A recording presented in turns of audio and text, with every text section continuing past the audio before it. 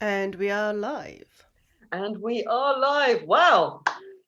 Hello, everybody out there who is watching. Hello, everybody on my screen. I know I was just chatting to you, but I'm going to say a formal hello anyway. Very nice to see all of you out there watching us. Thank you. Welcome back for 2021, a whole new year of Q scripting adventures on YouTube via Zoom. We've been having a little fun with our Zoom connections today, so we ask you, as ever, bear with us. But that's just the joy of life on this particular medium. So it's Winter's Tale this afternoon. I hope that's not going to be a horrible shock for anybody. I'm going to quickly run around and say hello to this. I'm so excited about the cast today.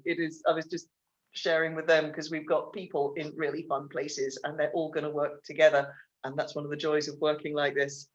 So for Winter's Tale this afternoon, we have Jill Greenacre, who is in my top left-hand corner. So hello, Jill's joining us for her only for the third time. So this is very exciting. And she's all the way down in Cornwall. So we love you and we're terribly envious. And this is so exciting that this works. And we have Lizzie Huxley, who is joining us and getting a wonderful turn as the Queen. Can't wait. Matt is with us for Leontes. Always an absolute joy. And Geraldine, I can't wait for Geraldine to be part of this as always. Alexandra's giggling at the bottom. It's like, yes, you do have to stay. You might only be the guard, but you've got to be on camera. And poor Alexandra is underneath Tamara on my screen, and Tamara is still over there in Germany. And we miss you, but it's lovely to have you on the link as ever. And Valentina, who, yes, she is Italian, but she is in London, which is fabulous. But above her, we've got Eleanor, who's back with us for the first time in ages, and she's over there in Ireland. So we are still reaching hands across the ocean. And we've got Fergus, who is also Irish. But Fergus, are you in London or Cambridge, or where are you at the moment? You're in the UK, aren't you? Or are you in Ireland still? Cambridge. You're in Cambridge now. Oh, well, never mind. And we've got Mark, who has joined us at comparatively short notice. So we have an extra special welcome to Mark because one of our company is not well, not able to join us today, for which we are very sad. But we are delighted that we have Mark, and we can't wait to get him eaten by a bear spoiler. And Angela is back with us for the second time. Hello, down in Devon. Absolutely terribly delighted you got your internet fixed. And so happy we've got you. We've got Ashleigh, who is waiting to jail us all, as well as other things. And the wonderful Susie in Portsmouth, who's still doing hello. Hello. We've got Eugenia. We've got Aryn, who's woken up early and is having Shakespeare for breakfast on the east coast of the United States of America. So hands across the ocean. Dewi, who's in the room next door to me, so that doesn't count. And last and not at all least, we've got Siegfried, who is currently in Paris still. Very nice. I do love your Northern Lights, Siegfried. You're going to have to tell me how you did that. Anyway, so that is your wonderful company for this afternoon. I'm going to let these lovely people go and gather themselves in the virtual tiring house. So guys, off you go, off camera. Keep your mind. I will be calling you when the play begins, which will be as soon as I've finished talking, and I promise not to chat too much. Geraldine, I can still see you. Oh, this is fun. So that was the cast for today. So in case you haven't watched us before, and apologies if you have, because you're going to hear my spiel again. Hello, my name is Lizzie, and I am Artistic Director for Shakespeare. We are currently the only UK-based company that both teach and perform from cues only. This means that all the lovely people you just saw on your screen, they have all prepared, they have all got their costumes and their props together, and they have practiced their lines. Although we are all reading, it's just we do it very beautifully, so you can't tell. But nobody has rehearsed their lines, their scenes, their moments, their actual text together. The only joint rehearsal we've done has been done over about the last 48 hours, when we have had to have, because of the joys of working on Zoom, we have had to practice dancing together on Zoom. That's the first time we've had to do dancing. And we have had to practice quite a lot of unusual prop passing, which you will hopefully notice as the story goes through.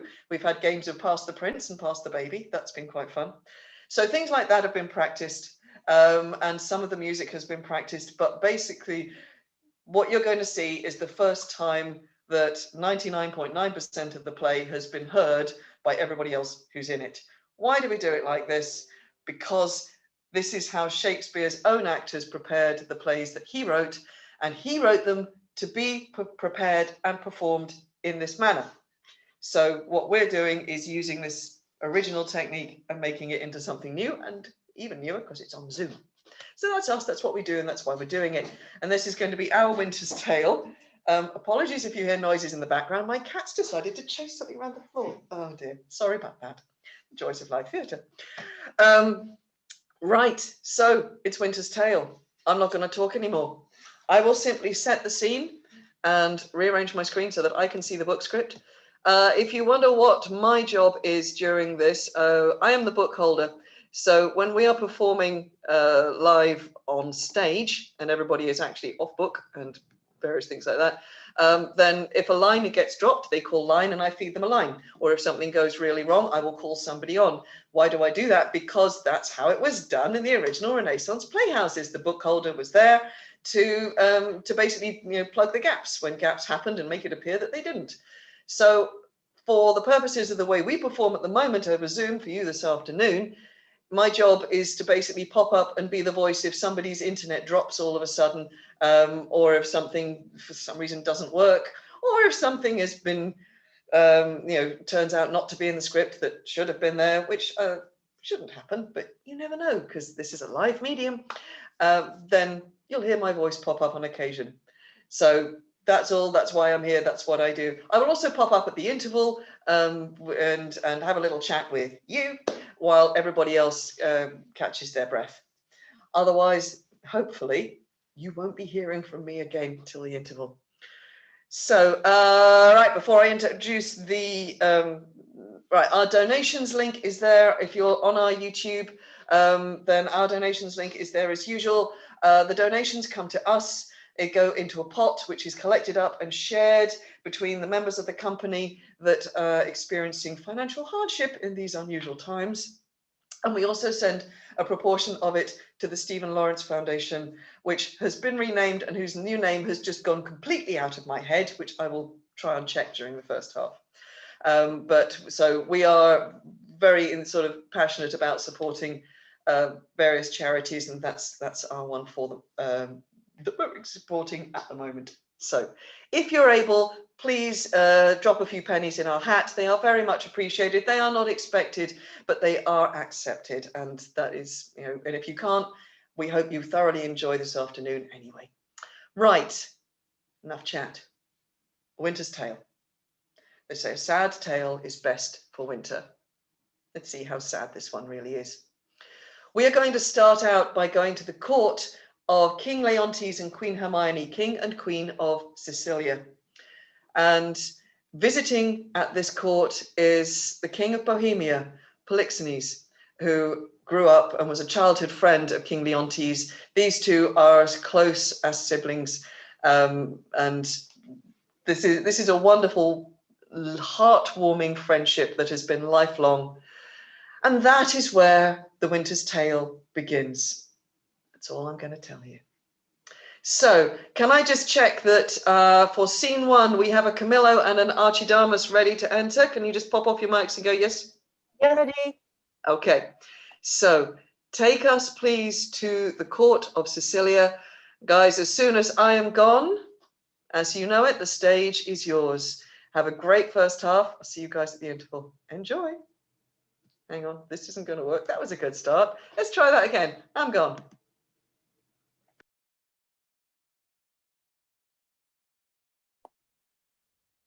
If you shall chance, Camillo, to visit Bohemia on the like occasion whereon my services are now on foot, you shall see, as I have said, great difference betwixt our Bohemia and your Sicilia. I think this coming summer, the King of Sicilia means to pay Bohemia the visitation which he justly owes him. Wherein our entertainment shall shame us, we will be justified in our loves, for indeed, Beseech you. Verily I speak it in the freedom of my knowledge, we cannot with such magnificence in so rare, I know not what to say, we will give you sleepy drink that your senses, unintelligent but are insufficient, may, though they cannot praise us, as little accuse us. You pay a great deal too dear for what's given freely. Believe me, I speak as my understanding instructs me, and mine honesty puts it to utterance. Cecilia cannot show himself overkind to Bohemia. They were trained together in their childhoods, and there, rooted betwixt them, then such an affection, which cannot choose but branch now, since their more mature dignities and royal necessities made separation of their society, their encounters, though not personal, hath been royally attorneyed with interchange of gifts, letters, loving embassies, that they have seemed to be together, though absent, shook hands as over a vast, and embraced, as it were, from the ends of opposite winds. The heavens continue their loves. I think there is not in the world either malice or magic fault for it. You have an unspeakable comfort of your young Prince Mamilius. It is a gentleman of the greatest promise that ever came into my note. I very well agree with you in the hopes of him. It is a gallant child, one that indeed physics the subject, makes old hearts fresh, that they went on crutches ere he was born, desire yet their life to see him a man. Would they else be content to die? Yes, if there were no other excuse why they should desire to live. If the king had no son, they would desire to live on crutches till he had one. Hmm.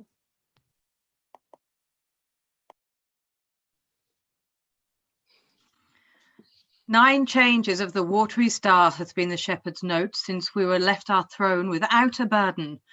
Time as long again would be filled up, my brother, with our thanks, and yet we should, for perpetuity, go hence in debt.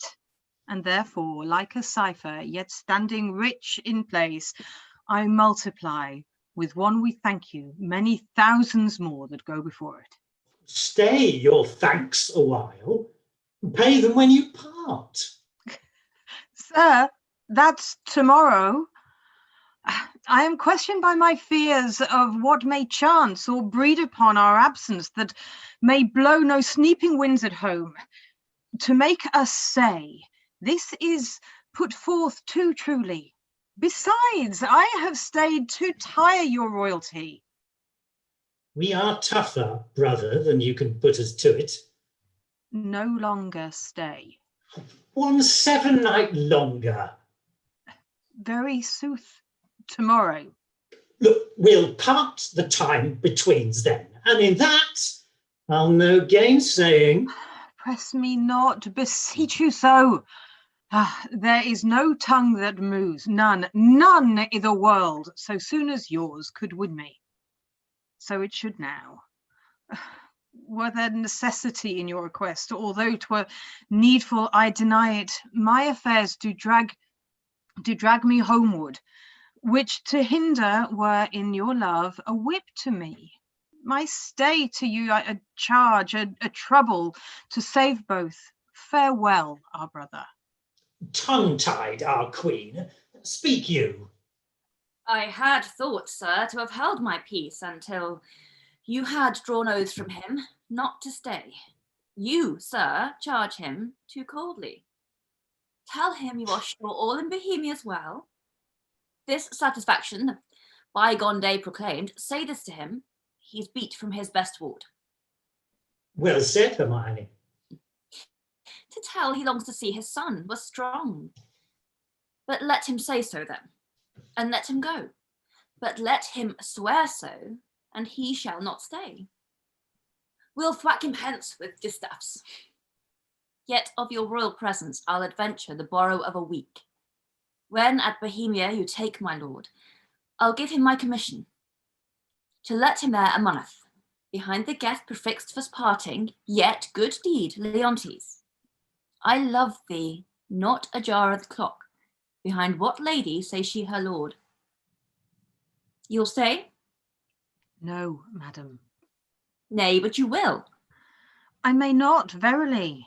Verily? You put me off with limber vows. But I, though you would seek some sphere the stars with oaths, should yet say, Sir, no going, verily. You shall not go. A lady's verily is as potent as a lord's. Will you go yet? Force me to keep you as prisoner?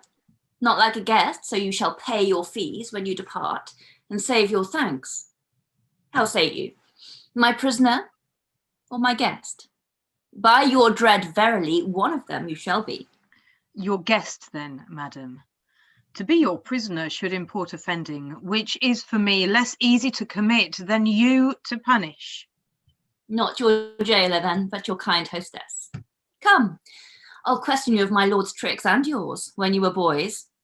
You were pretty lordlings then. We were, fair queen, two lads that thought there were no more behind but such a day tomorrow as today, and to be boy eternal. Was not my lord the very wag of the two? We were as twinned lambs that did frisk of the sun and bleat. What we changed was innocence for innocence. We knew not the doctrine of ill-doing, nor dreamt that any did. He had pursued that life, and our weak spirits ne'er been higher reared with stronger blood. We should have answered heaven boldly, not guilty. The imposition cleared, hereditary ours. By this we gather you have tripped since. Oh, my sweet, most sacred lady, temptations have since been born to, for in those unfledged days was my wife a girl. Your precious self had not crossed the eyes of my young playfellow. Grace to boot. Of this make no conclusion, lest you say your queen and I are devils. Yet go on, the offences we have made you do will answer, if you first sinned with us.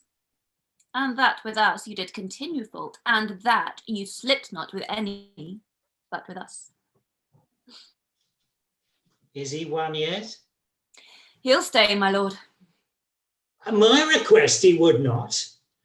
Hermione, my dearest, thou never spokest to better purpose. Never. Well, never but once. What? Have I said twice well? When was before?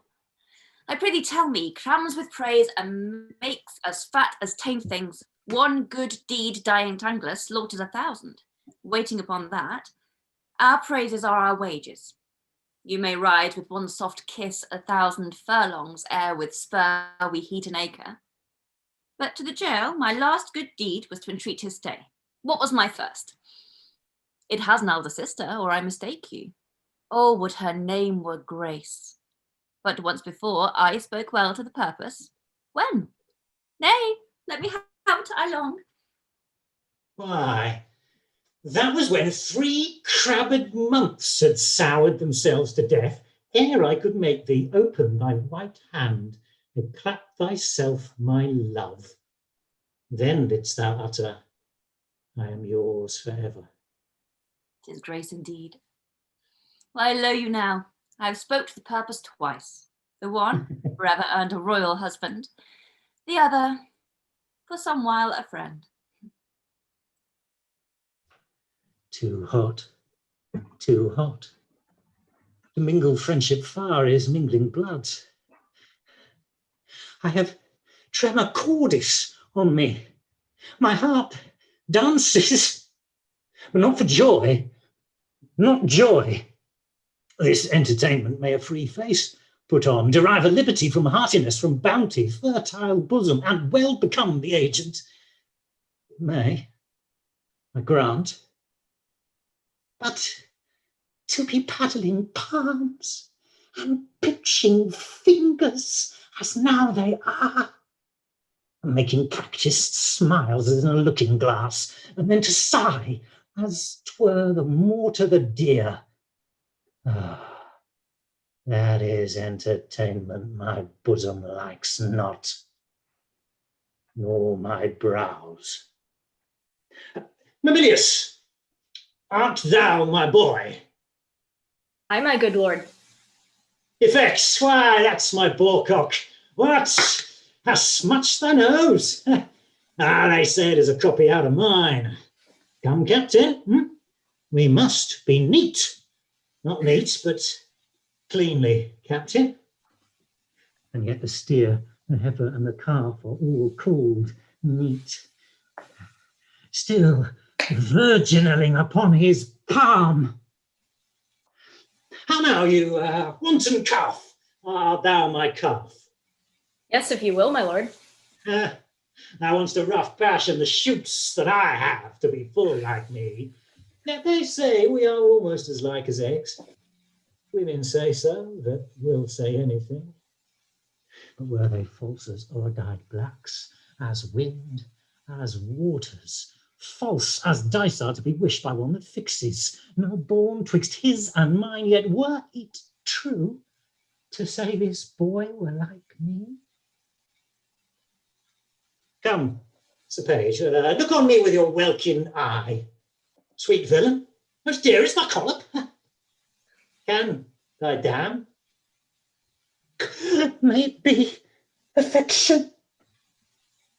Thy intention stabs the centre. Thou dost make possible things not so held. Communicatist with dreams. How can this be? With what's unreal, thou coactive art and fellowst nothing. Then 'tis very credence thou mayest co-join with something, and thou dost, and that beyond commission, and I find it. And that to the infection of my brains and the hardening of my brows. What means Cecilia? Seems somewhat unsettled. How, my lord? What cheer?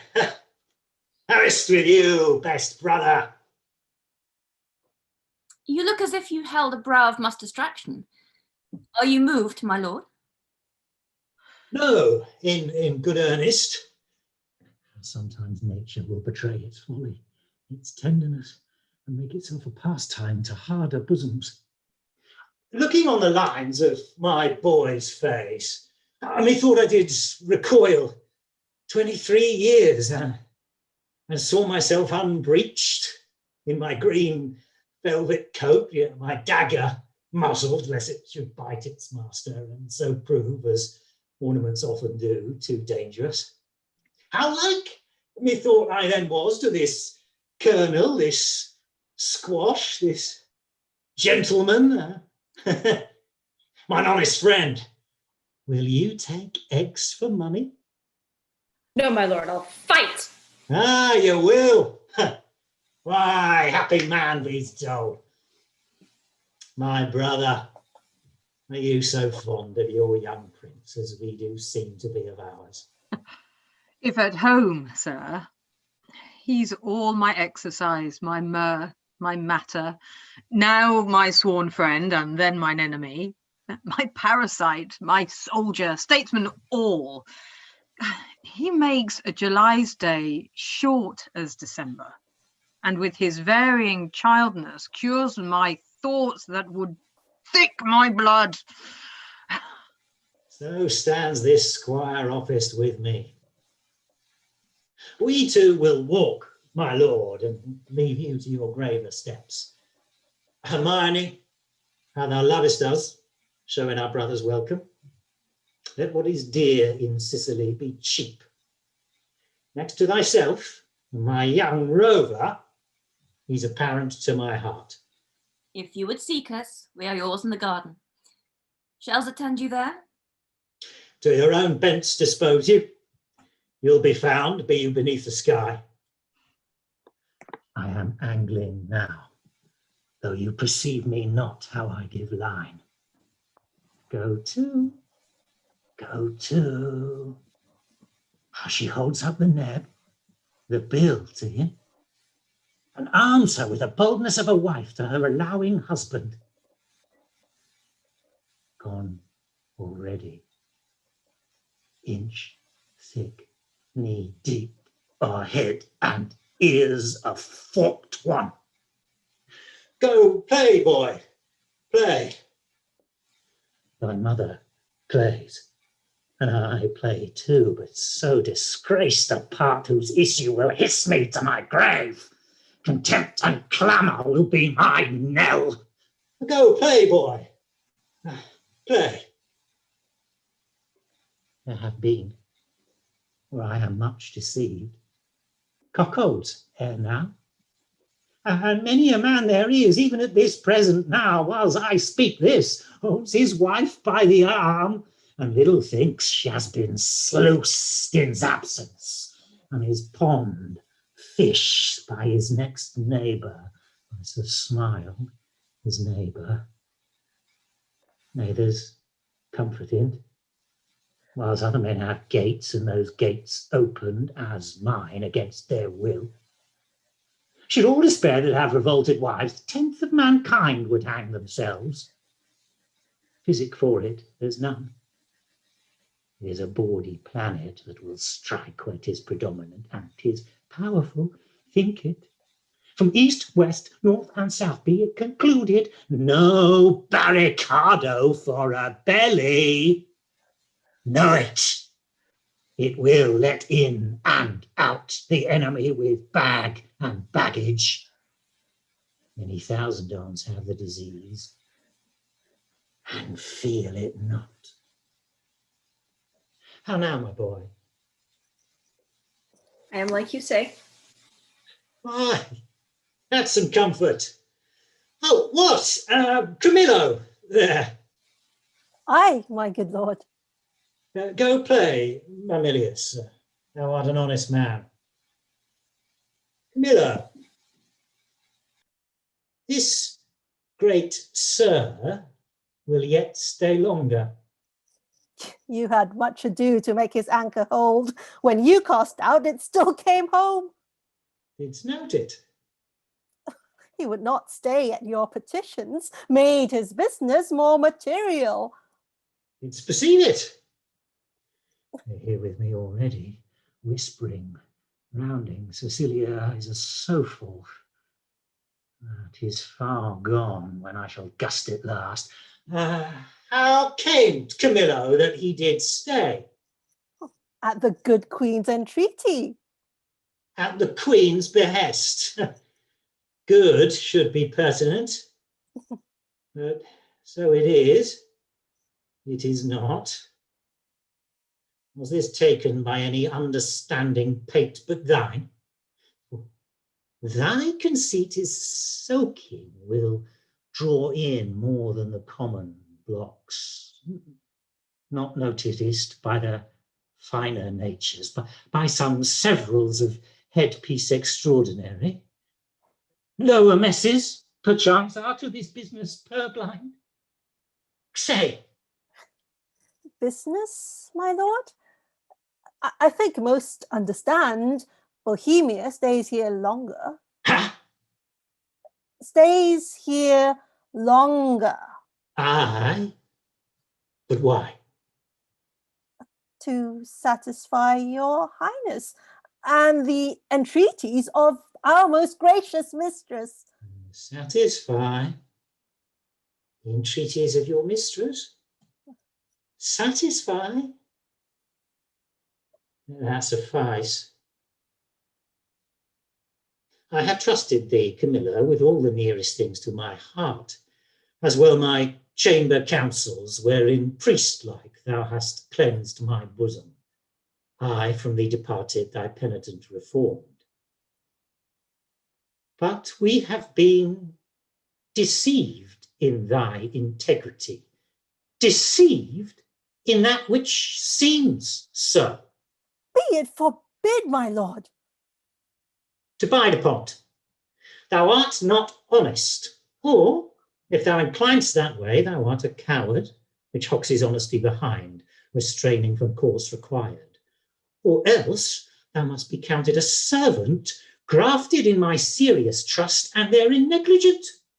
Or else a fool, that seest a game played home, the rich stake drawn, and takest it all for jest. My gracious lord, I may be negligent, foolish, and fearful. In every one of these no man is free, but that his negligence is folly, fear among the infinite doings of the world sometime puts forth in your affairs, my lord. If ever I were wilful negligent, it was my folly. If industriously I played the fool, it was my negligence, not weighing well the end. If ever fearful to do a thing where I the issue doubted, whereof the execution did cry out against the non-performance, 'twas a fear which oft infects the wisest. These, my lord, are such allowed infirmities that honesty is never free of, but beseech your grace, be plainer with me. Let me know my trespass by its own visage. If I then deny it, 'tis none of mine. Are you not seen, Camillo? But that's past doubt, or you have, or your eyeglass is thicker than a cuckold's horn, or heard, for to a vision so apparent, rumour cannot be mute, or thought, for cogitation resides not in that man who does not think. My wife is slippery. If thou wilt confess, or else be impudently negative to have nor eyes, nor ears, nor thought, then say my wife's a hobby horse, deserves a name as rank as any flax wench that puts to before her troth plight. Say it, and justify it. I would not be a stander by to hear my sovereign mistress clouded so, without my present vengeance taken. Shew my heart, you never spoke what did become you less than this, which, to reiterate, was sin as deep as that, though true. He's whispering nothing, is leaning cheek to cheek, is meeting noses, kissing with inside lip, stopping the career of laughter with a sigh, a note infallible of breaking honesty, horsing foot on foot, skulking in corners, wishing clocks more swift, hours, minutes, noon, midnight, and all eyes blind with a pin and web. But there's only that would unseen be wicked. Is this nothing? Why then the world and all that's in't is nothing. The covering sky is nothing. My wife is nothing, nor nothing have these nothings, if this be nothing. Could my lord be cured of this diseased opinion, and betimes for 'tis most dangerous? Say it be. 'Tis true. No, my lord. It is. You lie, you lie. I say thou liest, Camillo, and I hate thee. Pronounce thee a gross lout, a mindless slave, or else a hovering temporizer that canst with thine eyes at once see good and evil, inclining them to both.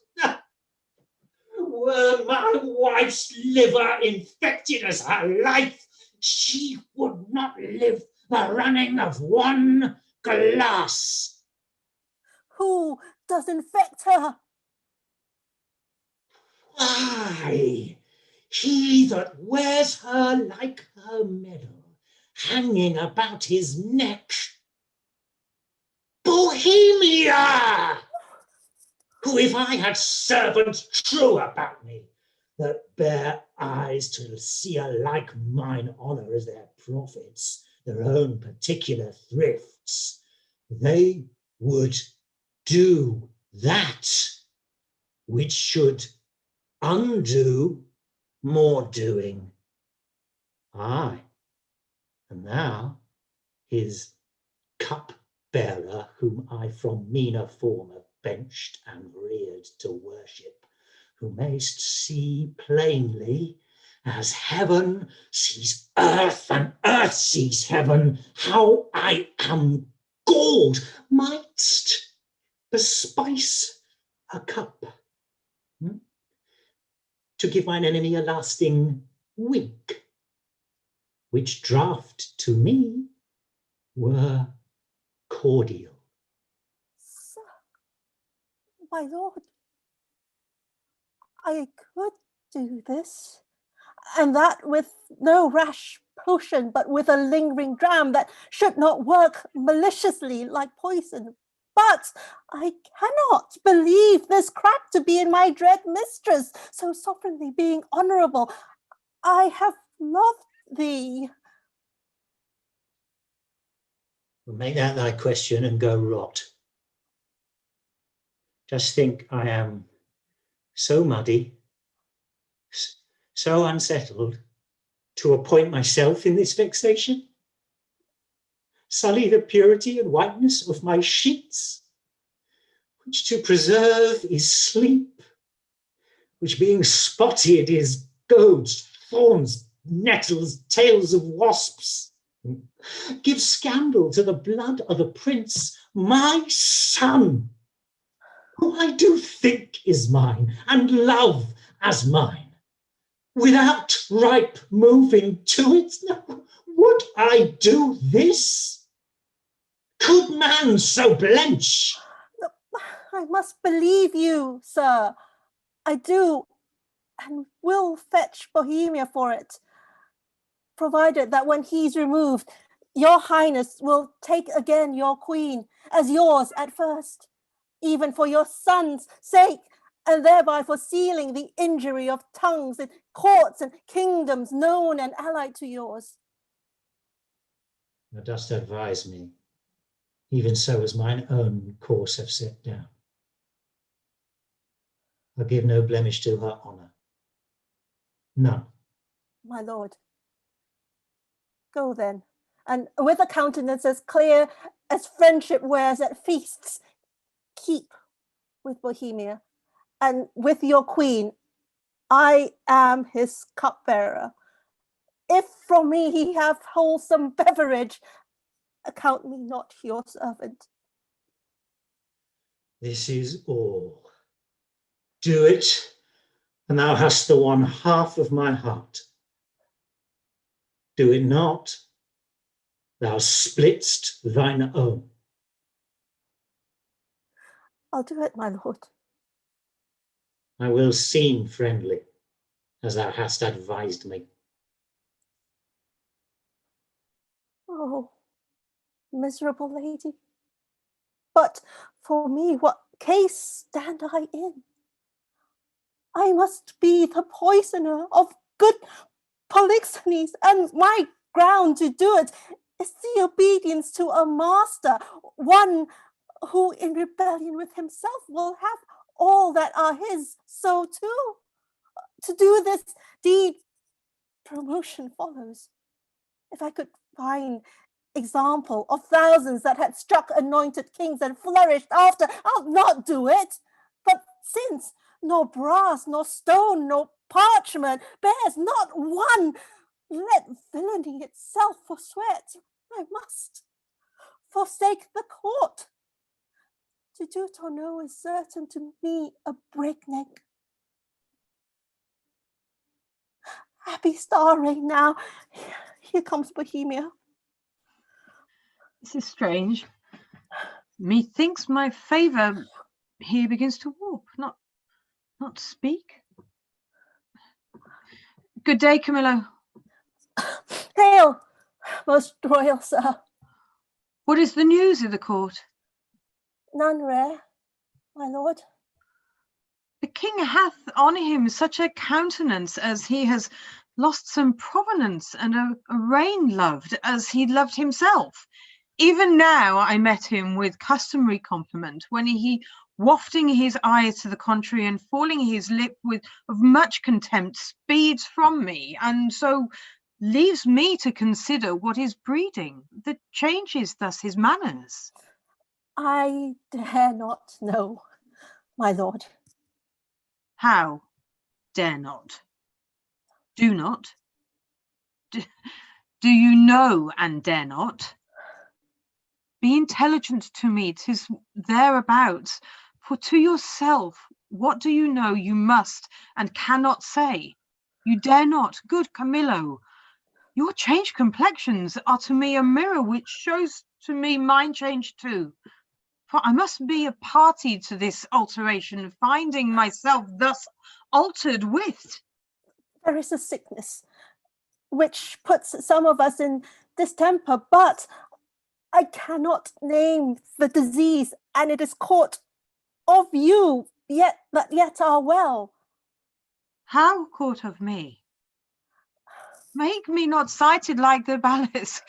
I look thousands who have sped better by my regard, but killed none so. Camillo, as you are certainly a gentleman, thereto clerk-like experienced, which no less adorns our gentry than our parents' noble names, in whose success we are gentle, I beseech you, if you know aught which does behove my knowledge, thereof to be informed, imprisoned not in ignorant concealment. I may not answer. A sickness caught of me, yet I well. I must be answered. Dost thou hear, Camillo? I conjure thee with all the parts of man, which honour does acknowledge, whereof the least is not this suit of mine, that thou declare what incident dost thou guessed of harm is creeping toward me? How far off? How near?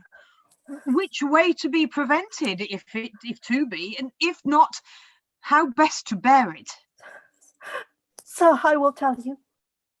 Since I am charged in honour, and by him that I think honourable, therefore mark my counsel, which must be e'en as swiftly followed as I mean to utter it, for both yourself and me cry lost, and so good night. On, good Camillo. I am appointed him to murder you. By whom, Camillo? By the king. For what? He thinks, with all confidence he swears, as he had seen or been an instrument to advise you to, that you have touched his queen forbiddenly. Oh, then my best blood turn to an infected jelly, and my name be yoked with this that did betray the best. Turn then my freshest reputation to a saviour that may strike the dullest nostril where I arrive, and my approach be shunned, nay, hated too, worse than the greatest infection that e'er were heard or read. Swear his thought over by each particular star in heaven, and by all their influences, you may as well forbid the sea for to obey the moon, as, or by oath remove, or counsel shake the fabric of his folly, whose foundation is piled upon his faith, and will continue the standing of his body. How should this grow? I know not, but I am sure 'tis safer to avoid what's grown than question how 'tis born. If therefore you dare trust my honesty, that lies enclosed in this trunk, which you shall bear long and pawned away tonight, your followers I will whisper to the business, and 'twill by twos and threes and several posterns clear them of the city. For myself, I'll put my fortunes at your service, which are here by this discovery lost. Be not uncertain, for by the honour of my parents, I have uttered truth, which if you seek to prove, I dare not stand by, nor shall you be safer than one condemned by the king's own mouth, thereon his execution sworn. I do believe thee.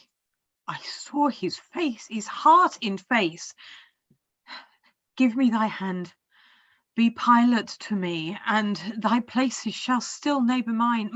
My ships are ready, and my people did expect me hence departure 2 days ago. This jealousy is of a precious creature, as she's rare. Must it be great? And as his person mighty, must it be violent? And as he does conceive he is dishonoured by a man which ever professed him, why his revenges must in that be made more bitter. Fear, sheds me. Good expedition be my friend, and comfort the gracious queen, part of this theme, but nothing of his ill taints for suspicion. Come, Camillo, I will respect thee as a father, if thou bear'st my life off hence. Let us avoid. It is in mine authority to command the keys of all the posterns. Please, your highness, to take the urgent hour. Come, sir, away.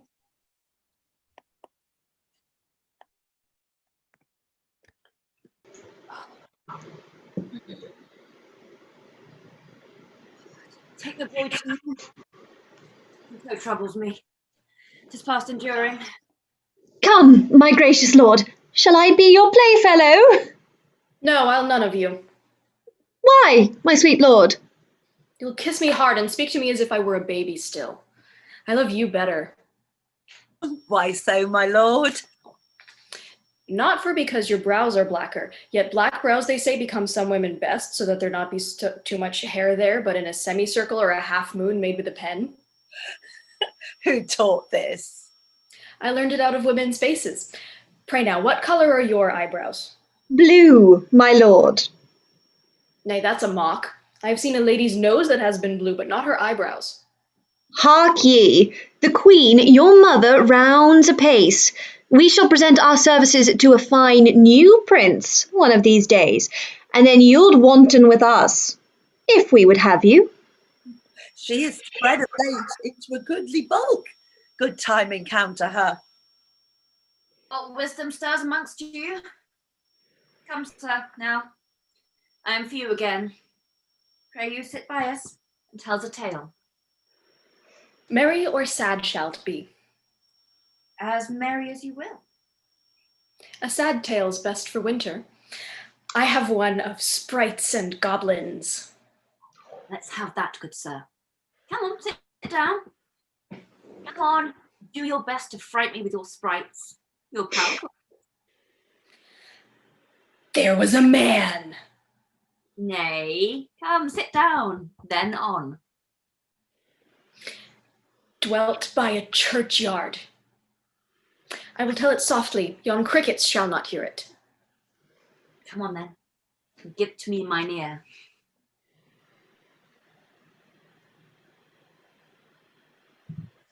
Was he met here? His train? Camillo with him? Behind the tuft of pines I met them. Never saw I men scour so on their way. I eyed them even to their ships. How blessed am I in my just censure, in my true opinion. Alack, for lesser knowledge, how accursed in being so blessed. There may be in the cup a spider steeped, and one may drink, depart, and yet partake no venom, for his knowledge is not infected. But if one present the abhorred ingredient to his eye, make known how he hath drunk, he cracks his gorge, his sides with violent hefts. I have drunk and seen the spider. Camillo was his help in this, his pander. There is a plot against my life, my crown. All's true that is mistrusted. That false villain whom I employed was pre-employed by him.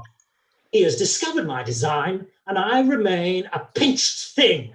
Yea, a very trick for them to play at will. How came the postern so easily open? By his great authority, which often hath no less prevailed than so on your command.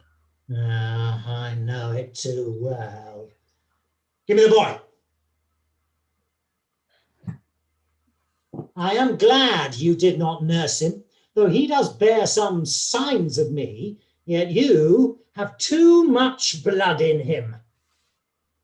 What is this, sport? Bear the boy hence. He shall not come about her. Away with him, and let her sport herself with that she's big with, for 'tis Polixenes has made thee swell thus. But I'll say he had not, and I'll be sworn you would believe my saying, howe'er you lean to the nayward.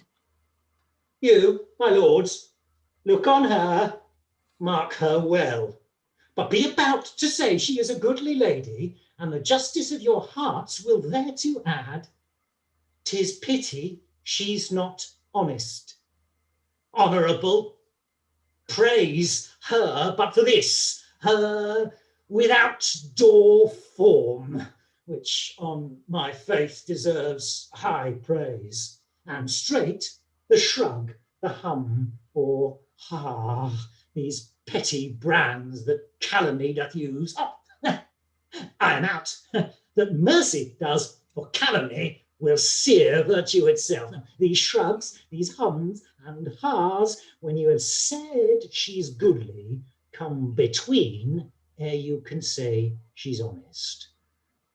Be it known from him that has most cause to grieve it should be, she's an adulteress. Should a villain say so, the most replenished villain in the world, he were as much more villain. You, my lord, do much mistake. You have mistook, my lady, Polixenes for Leontes. Oh, thou thing, which I'll not call a creature of thy place, lest barbarism, making me the president, should a like language used to all degrees and mannerly distinguishment leave out betwixt the prince and beggar. I have said she's an adulteress. I have said with whom. More, she's a traitor, and Camillo is a federary with her, one that knows what she should shame to know herself, but with her most vile principle, that she's a bed-swarfer, even as bad as those that vulgars give boldest titles. I am privy to this their late escape. No, by my life, privy to none of this. How will this grieve you when you shall come to clearer knowledge that you have thus published me?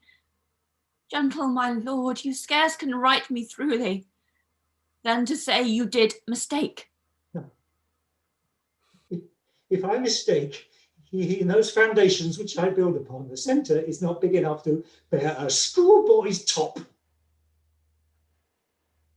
Away with her, to prison.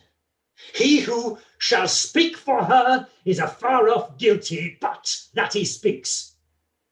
There's some ill planet reigns. I must be patient till the heavens look with an aspect more favourable. Good my lords, I am not prone to weeping, as our sex commonly are, the want of which vain dew perchance shall dry the want of your pities. But I have that honourable grief lodged here, which burns worse than tears drown. Beseech you all, my lords, with thoughts so qualified as your charity shall best instruct you, measure me, and so the king's will be performed. Shall I be heard? Who is that goes with me? Beseech your highness, my women may be with me. You see, my plight requires it. Do not weep, good fools. There is no cause. When you shall know your mistress hath deserved prison, then abound in tears as I come out. This action I now go on is for my better grace. Adieu, my lord. I never wished to see you sorry. Now I trust I shall. My women, come. You have leave. Go. Do our bidding. Hence. Beseech your highness, call the queen again. Be certain what you do, sir, lest your justice prove violence, in the which 3 great ones suffer, yourself, your queen, your son. For her, my lord, I dare my life lay down, and will do it, sir. Please you to accept it, that the queen is spotless in the eyes of heaven, and to you, I mean in this, which you accuse her. If it prove otherwise, I'll keep my stables where I lodge my wife. I'll go in couples with her, and when I feel and see her, no farther trust her. For every inch of woman in the world, aye, every dram of woman's flesh is false, if she be. Hold your pieces. Good, my lord. It is for you. We speak not for ourselves. You are abused, and by some putter-on that will be damned for it. Would I knew the villain, I would land damn him, and be she honour flawed. I have 3 daughters.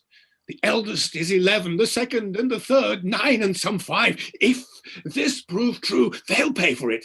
By mine honour, I'll gel them all. 14 they shall not see to bring false generations. They are co-heirs, and I had rather glib myself than they should not produce fair issue. Cease! No more. You smell this business with a sense as cold as is a dead man's nose. But I do see it and feel it, as you feel doing thus, and see with all the instruments that feel. If it be so, we need no grave to bury honesty. There's not a grain of it to sweeten the whole dungy earth. What? Lack I credit? I had rather you did lack than I, my lord, upon this ground, and more it would content me to have her honour true than you suspicion, be bland for aught you might. Why, what need we commune with you of this, but rather follow our forceful instigation? Our prerogative calls not your counsels, but our natural goodness imparts this, which if you, or stupefied, or seeming so, in skill cannot or will not relish a truth like us, inform yourselves, we need no more of your advice. The matter, the loss, the gain, the ordering on't is all properly ours. And I wish, my liege, you had only in your silent judgment tried it without more overture. How could that be? Either thou art most ignorant by age, or thou art born a fool. Our Camillo's flight added to their familiarity, which was as gross as ever touched conjecture, that lacked sight only, not for approbation, but only seeing all other circumstances made up to the deed, doth push on this proceeding. Yet, for a greater confirmation, for in an act of this importance 'twere most piteous to be wild, I have dispatched in post to sacred Delphos, to Apollo's temple, Cleomenes and Dion, whom you know, have stuffed sufficiency. Now, from the oracle, they will bring all whose spiritual counsel shall stop or spur me. Now, have I done well? Well done, my lord. Though I am satisfied, and need no more than what I know, yet shall the oracle give rest to the minds of others, such as he whose ignorant credulity will not come up to the truth. So have we thought it good, from our free person she should be confined, lest that the treachery of the two fled hence be left her to perform. Come, follow us. We are to speak in public, for this business will raise us all. The laughter, as I take it, if the good truth were known.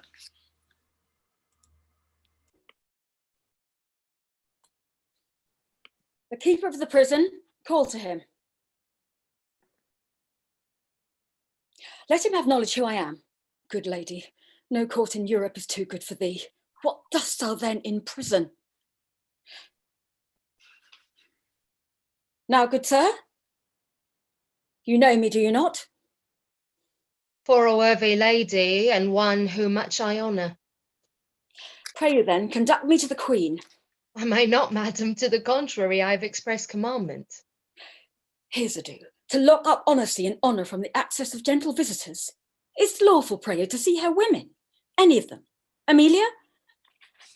So please you, madam, to put apart these your attendants, I shall bring Emilia forth. I pray you now, call her. Withdraw yourselves. And madam, I must be present at your conference.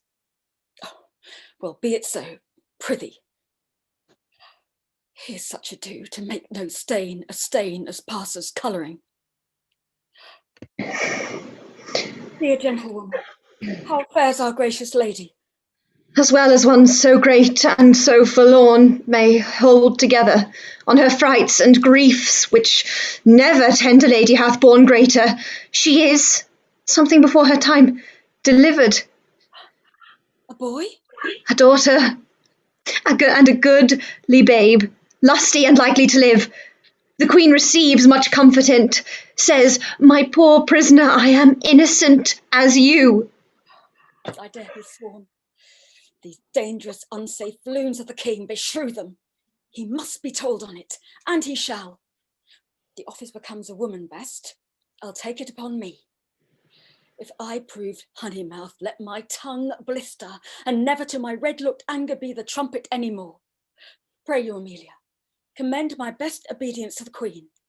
If she dares trust me with her little babe, I'll show it the king, and undertake to be her advocate to the lowest. We do not know how he may soften at the sight of the child. The silence often of pure innocence persuades when speaking fails. Most worthy madam, your honour and your goodness is so evident that your free undertaking cannot miss a thriving issue. There is no lady living so meet for this great errand. Please, your ladyship, to visit the next room. I'll presently acquaint the queen of your most noble offer, who but today hammered of this design, but durst not tempt a minister of honour, lest she should be denied. Tell her, Emilia, he used that tongue I have. If wit flow from it as boldness from my bosom, let not be doubted, I shall do good. Now be you blessed for it. I'll to the queen. Madam, if it please the queen to send a babe, I know not what I shall incur to pass it, having no warrant. You need not fear it, sir. This child was prisoner to the womb, and it's by law and process of great nature thence freed and enfranchised, not a party to the anger of the king, nor guilty of, if any be, the trespass of the queen. I do believe it. Do not you fear, upon mine honour. I will stand betwixt you and danger.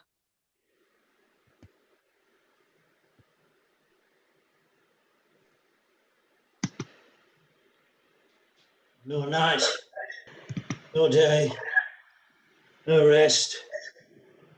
It is but weakness to bear the matter thus. Mere weakness. If the cause were not in being, part of the cause, she, the adulteress, the harlot king, is quite beyond mine arm, out of the blank and level of my brain. Plot proof that she can hook to me, say that she were gone, given to the fire. A moiety of my rest might come to me again. Who's there? My lord, How does the boy? he took good rest tonight. 'Tis hope his sickness is discharged. To see his nobleness conceiving the dishonour of his mother, he straight declined, drooped, took it deeply, fastened and fixed the shame on't in himself, threw off his spirit, his appetite, his sleep, and downright languished. Leave me solely. Go, see how he fares. Fie, fie. No thought of him. The very thought of my revenge is that way recoil upon me. In himself too mighty, and in his parties his alliance. Let him be, until the time may serve. Present vengeance, take it on her. Camillo and Polixenes laugh at me, make their pastime at my sorrow. They should not laugh if I could reach them, nor shall she within my power. You must not enter. Nay, rather, good my lords, be second to me. Fear you his tyrannous passion more, alas, than the queen's life? A gracious, innocent soul, more free than he is jealous.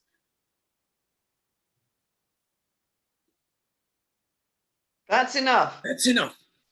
Madam, he hath not yet slept tonight, commanded none should come at him.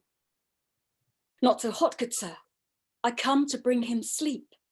'Tis such as you that creep like shadows by him, and do sigh at each his needless heavings. Such as you nourish the cause of his awakening.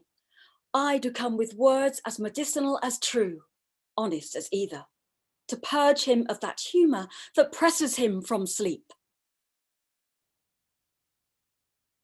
What noise there, ho? No noise, my lord, but needful conference about some gossips for your highness. Ah, away with that audacious lady. Antigonus, I charged thee that she should not come about me. I knew she would. I told her so, my lord. On your displeasure's peril and on mine, she should not visit you. What? Canst not rule her? From all dishonesty he can. In this, unless he take the course that you have done, commit me for committing honour. Trust it, he shall not rule me. Lay you now, you hear, when she will take the rein, I let her run, she'll not stumble. Good my liege, I come, and I beseech you hear me, who professes myself your loyal servant, your physician, your most obedient counsellor. Yet that dares less appear so in comforting your evils than such as most seem yours. I say I come from your good queen. Good queen? Good queen, my lord. Good queen, I say good queen. And would by combat make her good. So were I a man the worst about you. Force her hence. Let him that makes but trifles of his eyes first hand me. On mine own accord I'll off. But first I'll do my errand. The good queen, for she is good, has brought you forth a daughter. Here 'tis. Commend it to your blessing. Out! A mankind witch. Hence with her, out of door, a most intelligencing bawd. Not so. I am ignorant of that as you, in so entitling me, and no less honest than you are mad, which is enough, he warrant, as this world's go to pass for honest. Traitors, will you not push her out? Give her the bastard. Thou, dotard, thou art woman tired, unroosted by thy dame partlet here. Take up the bastard. Take it up, I say. Give it to thy crone. Forever, unever to be thy hands if thou takes up the princess, by that forced baseness which he has put upon. He dreads his wife. So would I you did, then to have passed all doubt, you call your children yours. A nest of traitors. I am none, my liege, by this good light. Nor I, nor any, but one that's here, and that's himself. For he the sacred honour of himself, his queens, his hopeful sons, his babes, betrays to slander, whose sting is sharper than the swords, and will not, for as the case now stands, it is a curse he cannot be compelled to it, once remove the root of his opinions, which is rotten as ever oak or stone was sound. The callots of boundless tongue, who late hath beat her husband, and now baits me. This brat is none of mine. It is the issue of Polixenes. Hence with it, and together with the dam, commit them to the fire. It is yours. And might we lay on the old proverb to your charge, so like you, 'tis the worst. Behold, my lords, although the print be little, the whole matter and copy of his father, eyes, nose, lip, the trick of his frown, the forehead, nay, the valley, the pretty dimple of his chin and cheek, his smiles, the very mould and frame of hand, nay, finger. And thou, good goddess nature, which hast made it, so like him that got it, If thou hast the ordering of the mind too, amongst all colours no yellow in it, least she suspect as he does her children, not her husband's. A gross hag! And Lozzo, thou art worthy to be hanged that will not stay her tongue. And hang all the husbands that cannot do that feat. You believe yourself hardly one subject. Once more, take her hence. A most unworthy and unnatural lord can do no more. I'll have thee burnt. I care not.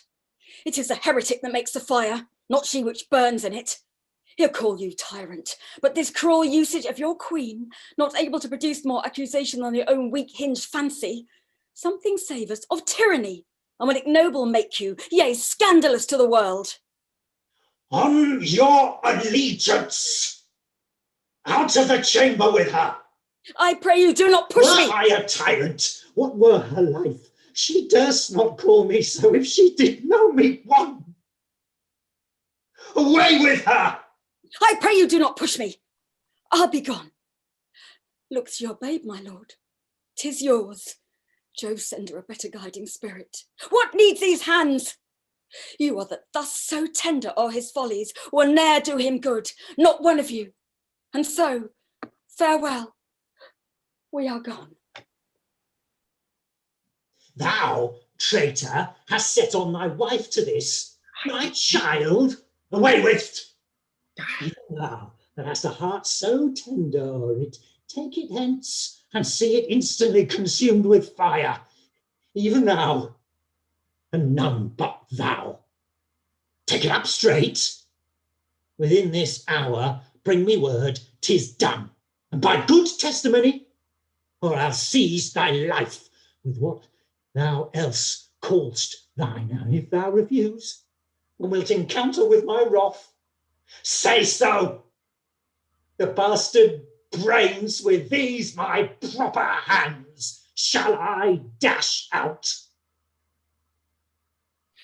Go, take it to the fire, for thou set'st on my wife. I did not, my lord. These lords, my noble fellows, if they please, can clear me in't. We can, my royal liege. She is not guilty of her coming hither. You're liars all. Sit, your highness, give us better credit. We have always truly served you and beseech so to esteem of us. And on your knees, on our knees, we beg, as recompense of your dear services, past and to come, that ye do change this purpose, which being so horrible, so bloody, must lead on to some foul issue. We all kneel. I'm a feather for each wind that blows. Shall I live on to see this bastard kneel and call me father? Better burn it now than curse it then. But be it, let it live. It shall not neither. You, sir, come hither. You that have been so tenderly officious with Lady Marjorie, your midwife, there to save this bastard's life. For 'tis a bastard, as sure as this beard's grey. What will you adventure to save this brat's life? Anything, my lord, that my abilities may undergo and nobleness impose, at least as much. I'll pawn the little blood which I have left to save the innocent. Anything possible. It shall be possible. I swear, by this sword, thou wilt perform my bidding. I will, my lord.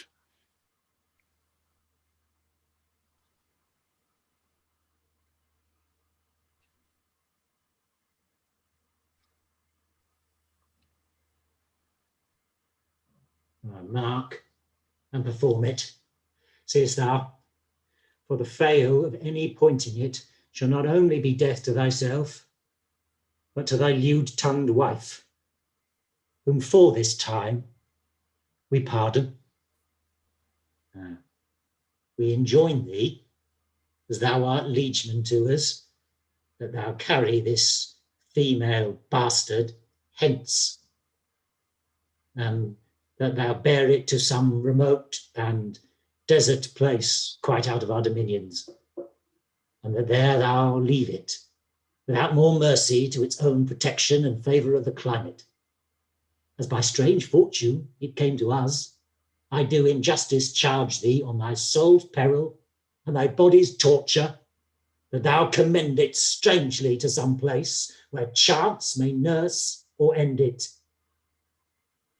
We take it up. I swear to do this, though a present death had been more merciful. Come, poor babe.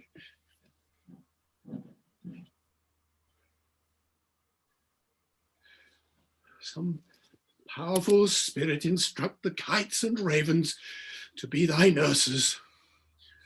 Wolves and bears, they say, casting their savageness aside, have done like officers of pity. Sir, be prosperous. In more than this deed does require, and blessings against this cruelty, fight on thy side. Poor thing, condemned to loss. No, I'll not rear another's issue.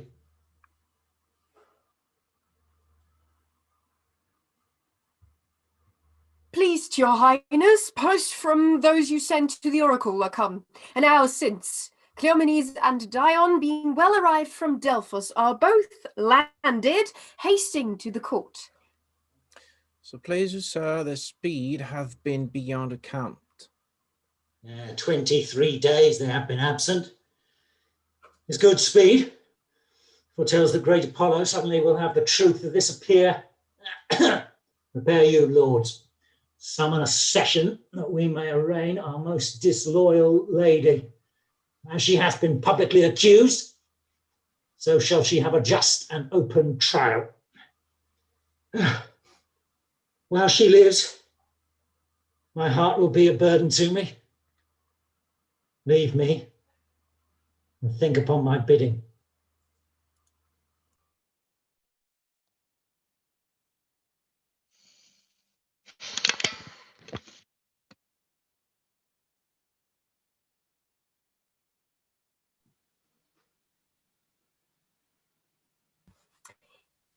The climate's delicate, the air most sweet, fertile the isle, the temple much surpassing the common praise it bears. I shall report, for most it caught me, the celestial habits, methinks I should so term them, and the reverence of the grave wearers. Oh, the sacrifice, how ceremonious, solemn, and unearthly it was in the offering. But of all, the burst and the ear-deafening voice of the oracle, kin to Jove's thunder, so surprised my sense that I was nothing. If the event of the journey prove as successful to the queen, oh, be it so, as it hath been to us, rare, pleasant, speedy, the time is worth the use of it. Great Apollo, turn all to the best. These proclamations so forcing faults upon Hermione, I little like. The violent carriage of it will clear or end the business when the oracle, thus by Apollo's great divine sealed up, shall the contents discover. Something rare, even then will rush to knowledge. Go, fresh horses, and gracious be the issue.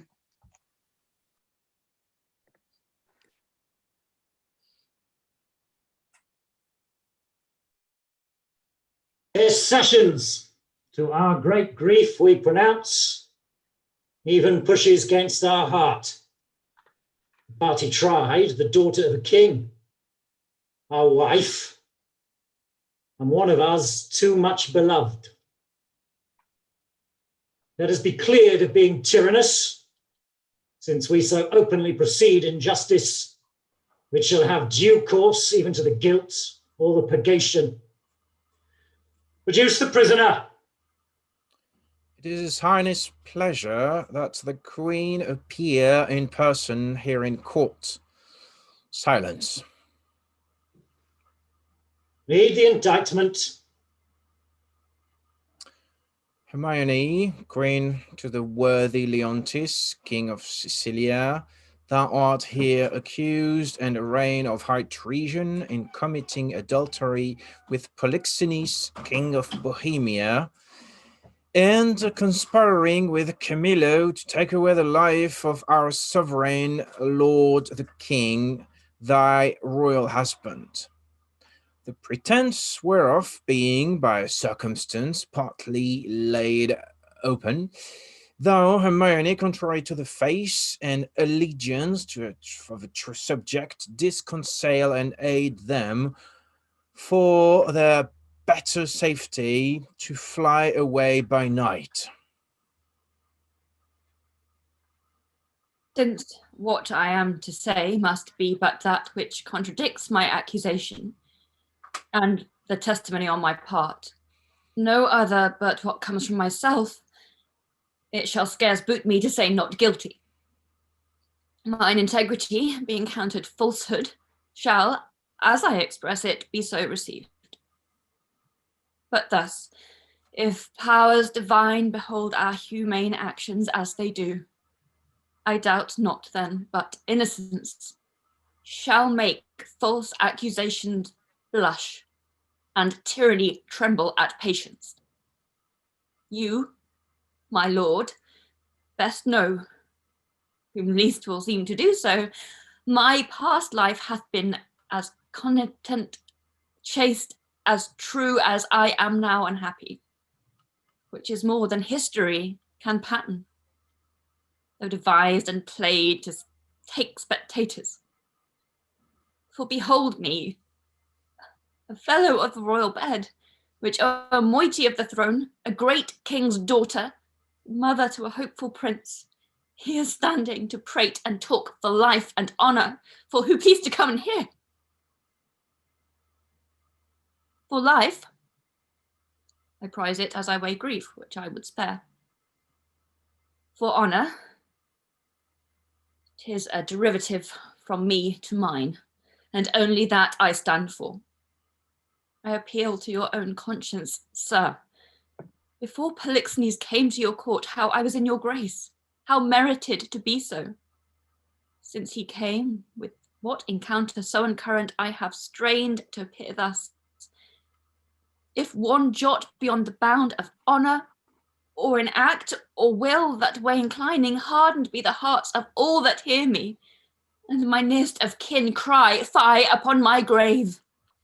I ne'er heard yet that any of those bolder vices wanted less impudence to gainsay what they did than to perform it first. That's true enough, though 'tis a saying, sir, not due to me. You will not own it. More the mistress of which comes to me in name of fault, I must not at all acknowledge.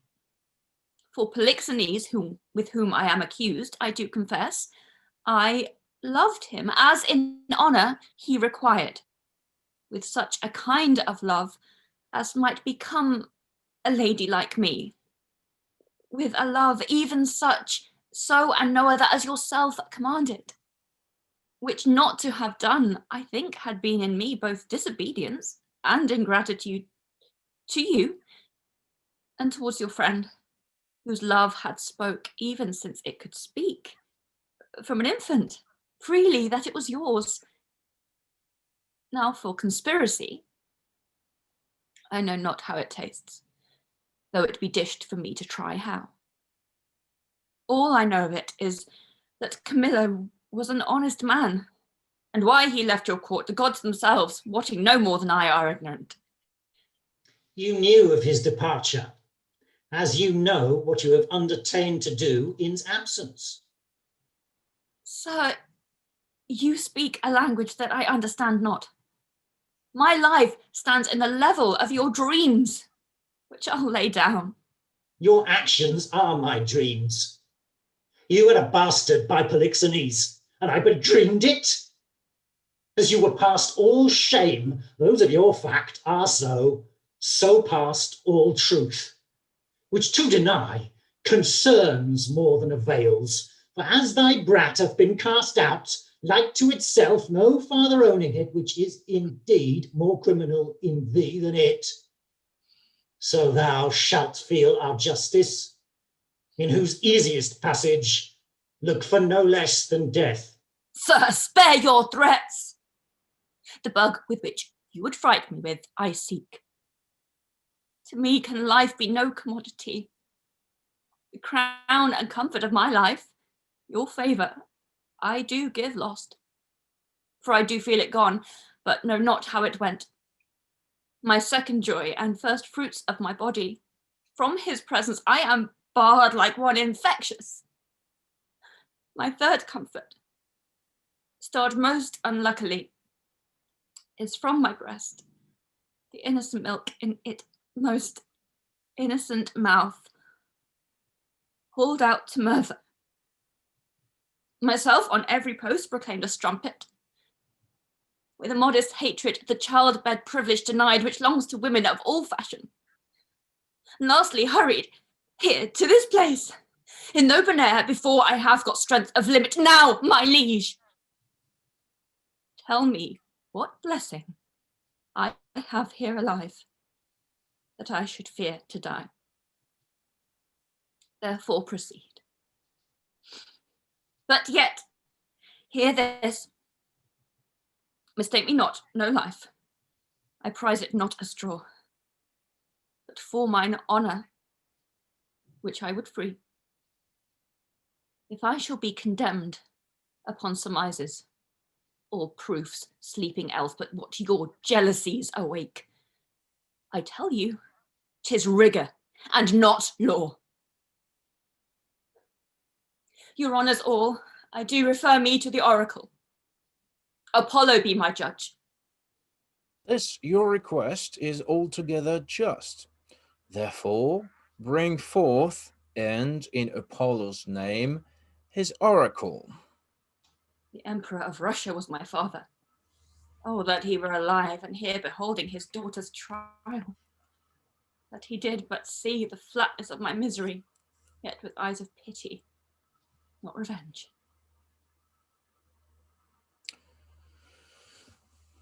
You shall here swear upon this sort of justice, that you, Cleomenes, and Dions have been both at Delphos, and from thence have brought this sealed up oracle by the hand delivered of great Apollo's priest, and that since then you have not dared to break the holy seal, nor read the secret in it.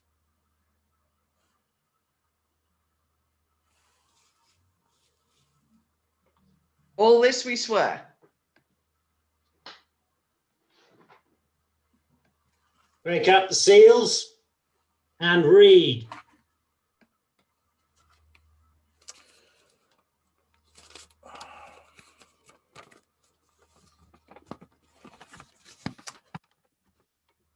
Hermione is chaste, Polixenes blameless, Camillo a true subject, Leontes a jealous tyrant, his innocent babe truly begotten, and the king shall live without an heir, if that which is lost be not found. Now blessed be the great Apollo. Praise. Hast thou read truth? Aye, my lord, so as it is here set down.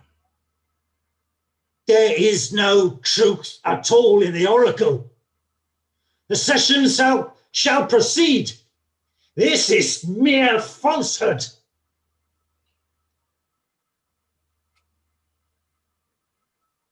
My lord, the king. What is the business? Oh, sir, I shall be hated to report it. The prince, your son, with mere conceit and fear of the queen's speed is gone. How? Gone? He's dead.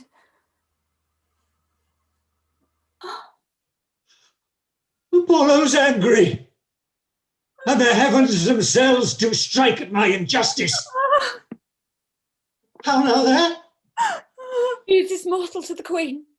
Look down and see what death is doing. Take her hence. Her heart is but o'ercharged. She will recover. I have too much believed mine own suspicion. Beseech you, tenderly apply to her some remedies for life. Oh, Apollo, pardon my great profaneness against thine oracle. I'll reconcile me to Polixenes, new woo my queen, recall the good Camillo, whom I proclaim a man of truth, of mercy, for being transported by my jealousies to bloody thoughts and to revenge. I chose Camillo for the minister, to poison my friend Polixenes, which had been done, but the good mind of Camillo tarded my swift command. Though I with death and with reward did threaten and encourage him. Not doing it and being done, he, most humane and filled with honour to my kingly guest, unclasped my practice, quit his fortunes here, which you knew great, and to the hazard of all the uncertainties himself commended, no richer than his honour. How he glisters through my rust, and how his piety does my deeds make the blacker. Woe the while! Oh, cut my lace, lest my heart cracking it break too. What fit is this, good lady? What studied torments tyrant has for me? What wheels, racks, fires? What flaying, boiling in leads or oils? What old or newer torture must I receive, whose every word deserves to taste of the most worst? Thy tyranny, together working with thy jealousies, fancies too weak for boys, too green and idle for girls of 9. Oh, think what they have done, and then run mad indeed, stark mad, for all the bygone fooleries were but spices of it. That thou betrayed Polixenes was nothing, that did but shew thee of a fool, inconstant and damnable, ingrateful, nor 'twas much they would have poisoned poor good Camillo's honour, to have him kill a king. Poor trespassers, more monstrous standing by. What have I reckoned the casting forth to crows thy baby daughter to be, or none or little, though a devil would have shed water out of fire, I don't. Nor is directly laid to thee the death of the young prince, whose honourable thoughts high for one so tender, cleft the heart that conceive a gross and foolish sire, blemish his gracious dam.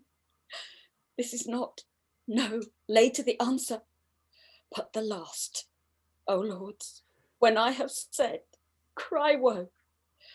The queen, the sweetest, dearest creatures dead, and vengeance for it, not dropped down yet. The higher powers forbid. I pray she's dead. I'll swear it.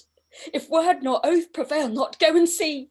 If you can bring tincture or lustre in her lip, her eye, heat outwardly or breath within, I'll serve you as I would do the gods.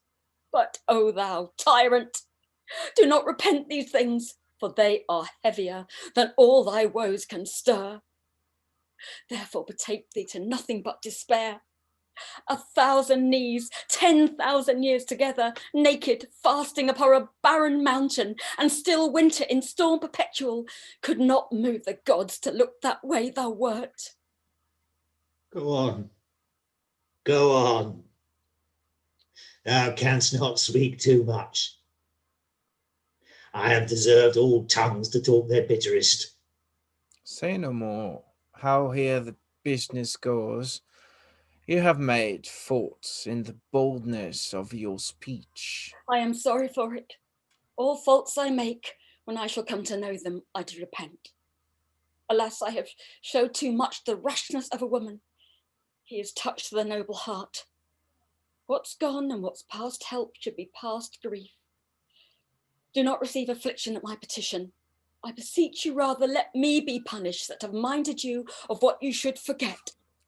Now, good my liege, sir, royal sir, forgive a foolish woman. The love I bore your queen, lo, fool again. I'll speak of her no more, nor of your children.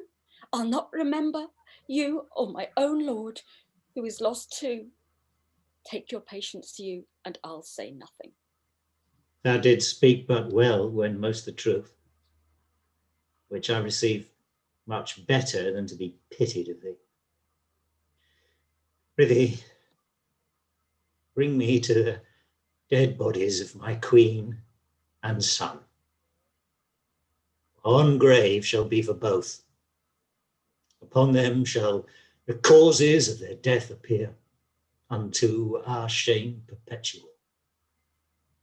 Once a day I'll visit the chapel where they lie, and tears shed there shall be my recreation. So long as nature will bear up with this exercise, so long I daily vow to use it. Come and lead me to these sorrows.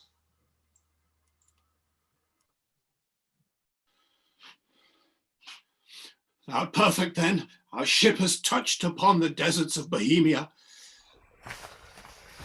Aye, my lord, and fear we have landed in ill time. The skies look grimly and threaten present blasters. In my conscience, the heavens with that we have in hand are angry and frown upon us. Their sacred wills be done. Go get aboard. Look to thy bark. I'll not be long before I call upon thee. Make your best haste and go not too far in the land. 'Tis like to be loud weather. Besides, this place is famous for creatures of prey, and keep upon it, you know. Go thou away. I'll follow instantly. Oh, I am glad at heart to be so rid of the business. Come, poor babe. I've heard but not believed. The spirits of the dead may walk again. If such a thing be, thy mother appeared to me last night. For ne'er was dream so like a waking. To me comes a creature, sometimes her head on one side, sometimes another. I never saw a vessel of like sorrow, so filled and so becoming, in pure white robes, like very sanctity she did approach my cabin, where I lay, thrice bowed before me, and gasping to begin some speech, her eyes became two spouts. The fury spent anon, did this break from her. Good Antonius, since fate against thy better disposition hath made thy person for the thrower out of my poor babe, according to thine oath, places remote enough are in Bohemia. There weep and leave it crying, and for the babe is counted lost forever. Perdita, I prithee call it. For this ungentle business, put on thee by my lord, thou ne'er shalt see thy wife Paulina more. And so with shrieks she melted into air. Affrighted thus, I did in time collect myself, and thought this was so, and no slumber. Dreams are toys, yet for this once, yea, superstitiously, I will be squared by it. I do believe Hermione hath suffered death, and that Apollo would, this being indeed the issue of Polixenes, it should here be laid, either for life or death, upon the earth of its right father. Blossom, speed thee well.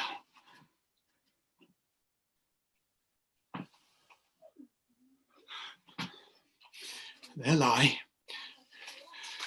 and there thy character, and these, which if fortune please, both shall breed thee pretty. and still rest thine.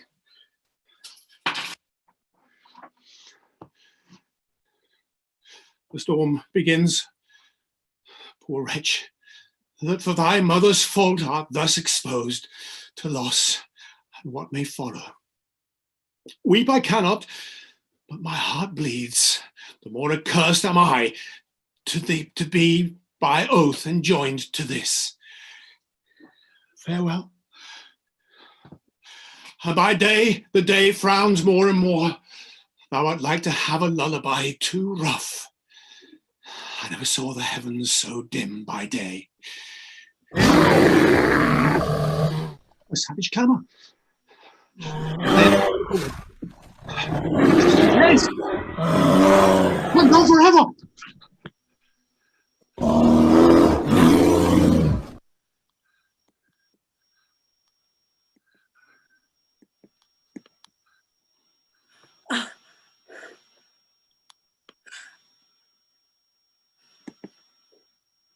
I would. There were no age between 10 and 23, or that youth would sleep out the rest. For there is nothing in the between but getting wenches with child, wrong in the ancientry, stealing, fighting. Hark ye now, would any but these boiled brains of 19 and 22 hunt this weather? They have scared away 2 of my best sheep, which I fear the wolf will sooner find than the master. If anywhere I have them, 'tis by the seaside, where they are browsing for ivy. Oh, good luck. Oh, be thy will. What have we here? Mercy on us. A barn. A very pretty barn. A boy or a child, I wonder. A pretty one. A very pretty one.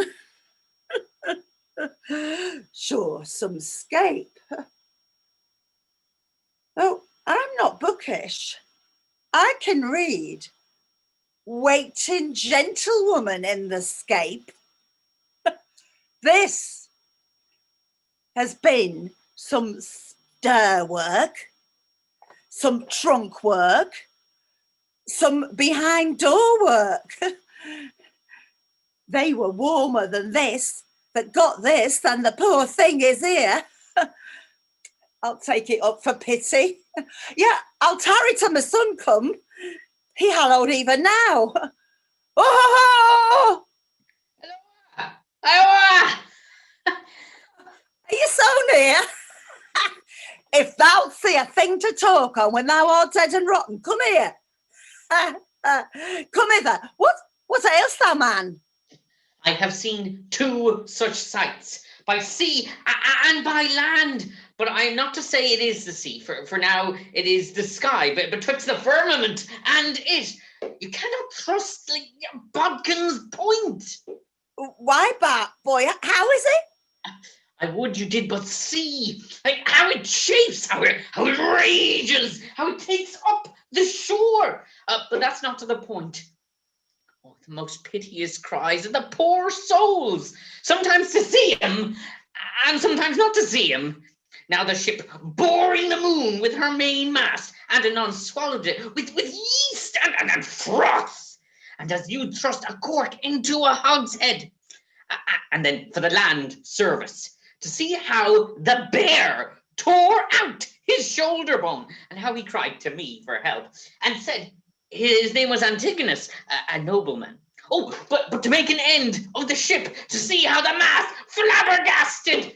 But first, how the poor souls roared, and how the sea mocked them, and how the poor gentleman roared, and how the bear mocked him, both roaring louder than the sea or the weather.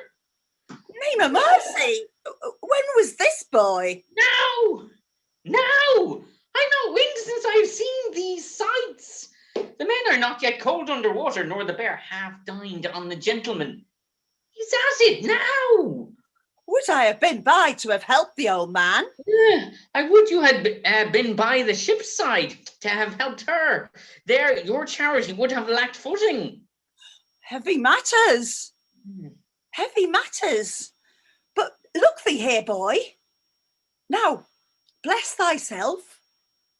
Thou metst with things dying. Aye, with things newborn. Here's a sight for thee. Look thee. A bearing cloth for a squire's child. Look thee here. Take up. Take up.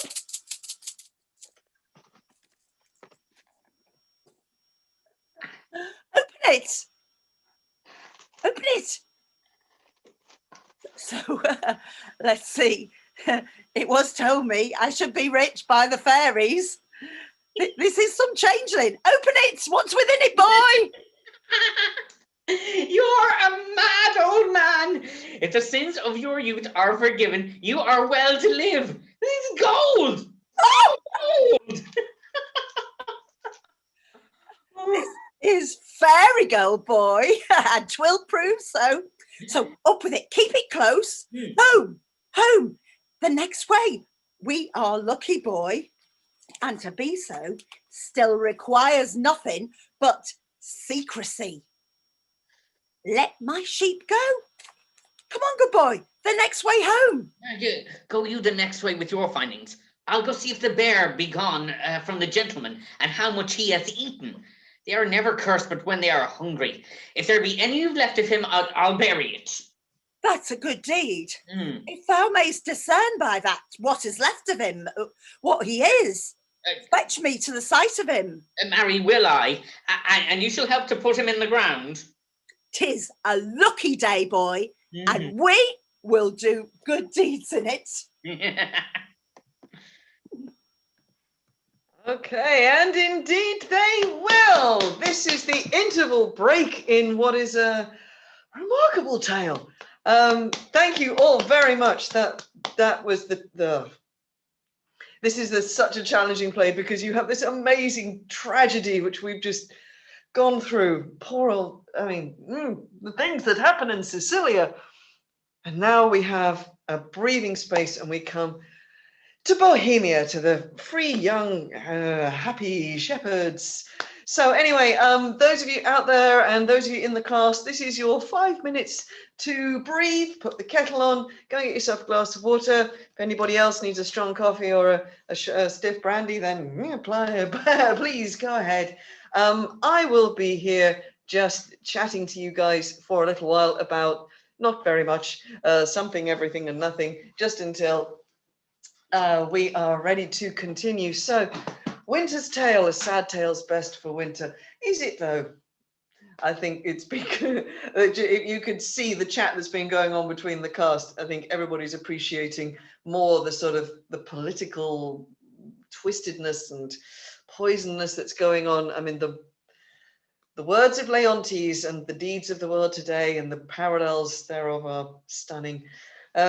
It's always an interesting play, Winter's Tale. It's one that I particularly wanted to do, so I'm particularly enjoying today because we have this massive mismatch in the middle of it.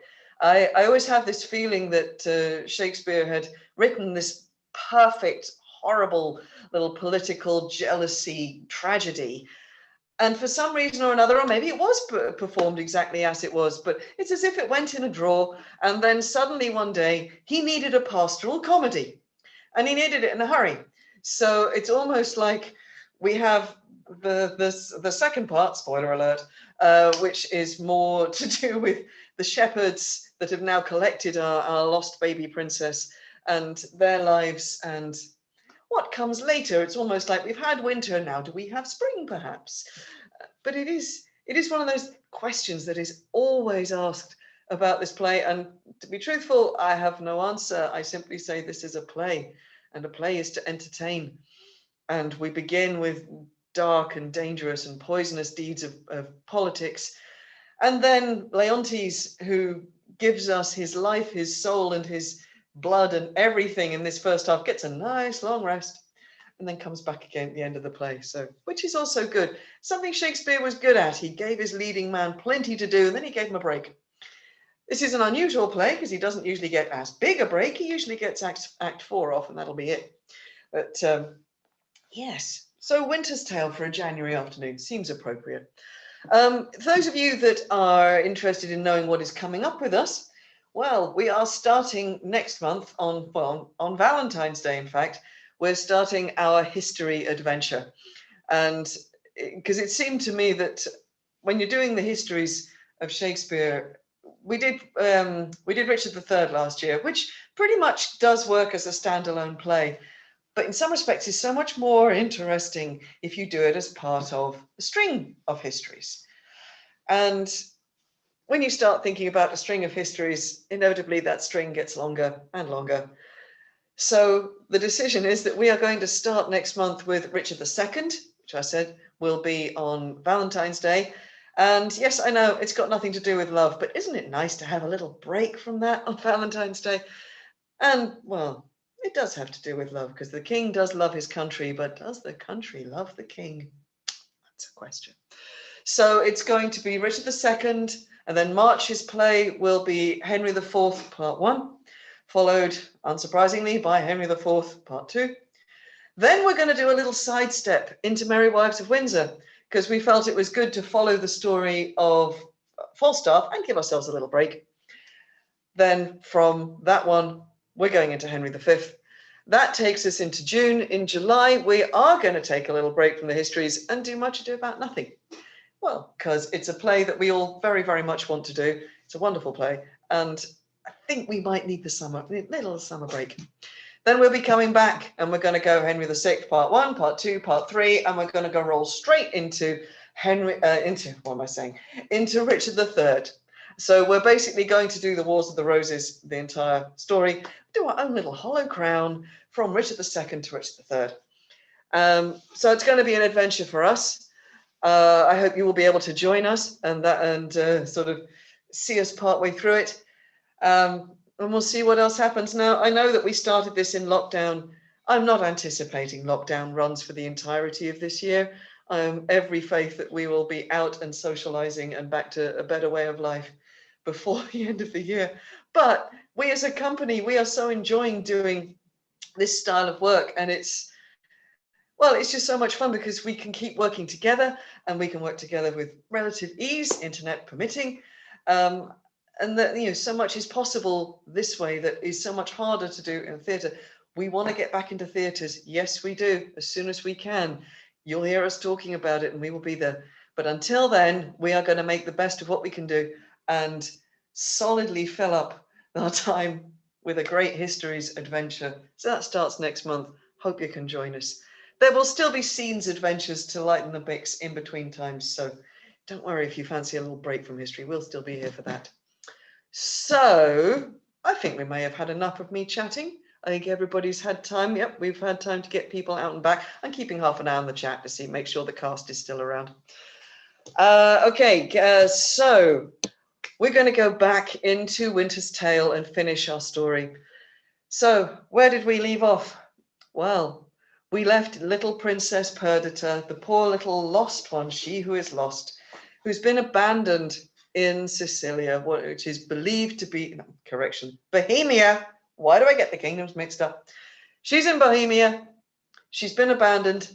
She's been left with a bundle of letters that explain who she is, some money, some gold. It was very good gold, that. Extremely golden. Must be very valuable, that. And she has her mother's distinctive necklace, and she has her mother's wrap. So just in case anybody wonders who she is, she's been given with this little bundle of mementos. So we'll see who knows what's happening. So as it happens, I need to hand over to another storyteller to bridge the gap into the second half. Time, my chorus master, are you there, Time? Yes. Yes. Are you ready to take us into the rest of the story? Indeed. Excellent. I love it. It's the first time we've had to use a chorus. Looking forward to doing it again. Right. Okay, everybody. So buckle up. Let's go see what's happening in the story, and let's get back to Bohemia. Okay, I will see you all at the end. Have a good second half.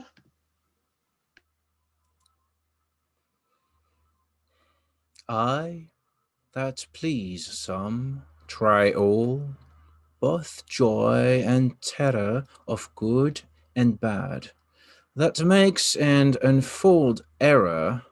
Now take upon me, in the name of time, to use my wings. Impute is not a crime. To me, or my swift passage, that I slide all 16 years, and leave the growth untried of that wide gap, since it is in my power to overthrow law, and in one self-born hour to plant and overwhelm custom. Let me pass the same I am, ere ancient order was, or what is now received. I witness to the times that brought them in, or shall I do to the freshest thing now reigning, and makes tale the glistering of this present as my tale now seems to it. Your patience this allowing, I turn my glass and give my scene such growing as you had slept between. Leontes, leaving the effect of his fond jealousies, so grieving that he shuts himself up. Imagine me, gentle spectators, that I now may be in fair Bohemia, and remember well I mentioned a son of the king, which Florizell I know name to you. And with speed so pace to speak of Perdita, now grown in grace equal with wondering. What of her inches I list no prophecies, but let time news be known when 'tis brought forth. A shepherd's daughter, and what to her adheres, which follows after in the arguments of time. Of these alone, if ever you have spent time worse, ere now. If never, yet that time himself does stay, he wishes earnestly you never may.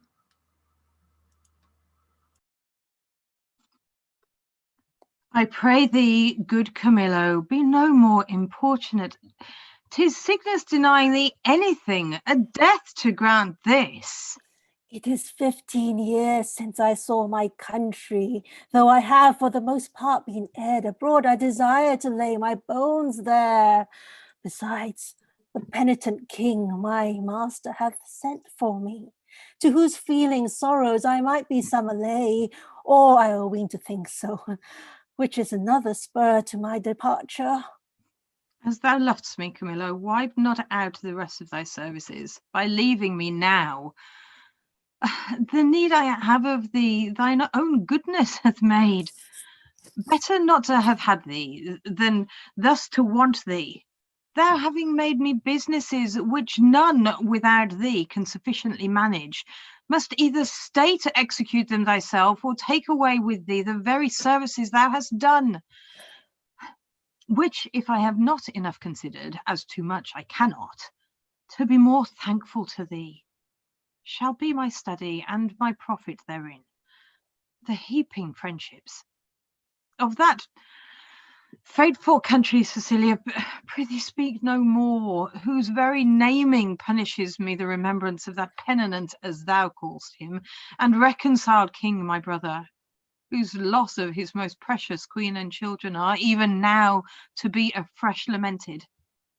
Say to me, when sawest thou Prince Florizell, my son?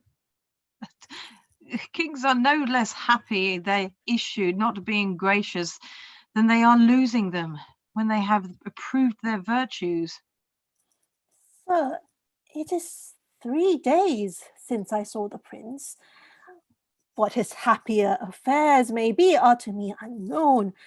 But I have missingly noted he is of late much retired from court, and is less frequent to his princely exercises than formerly he hath appeared.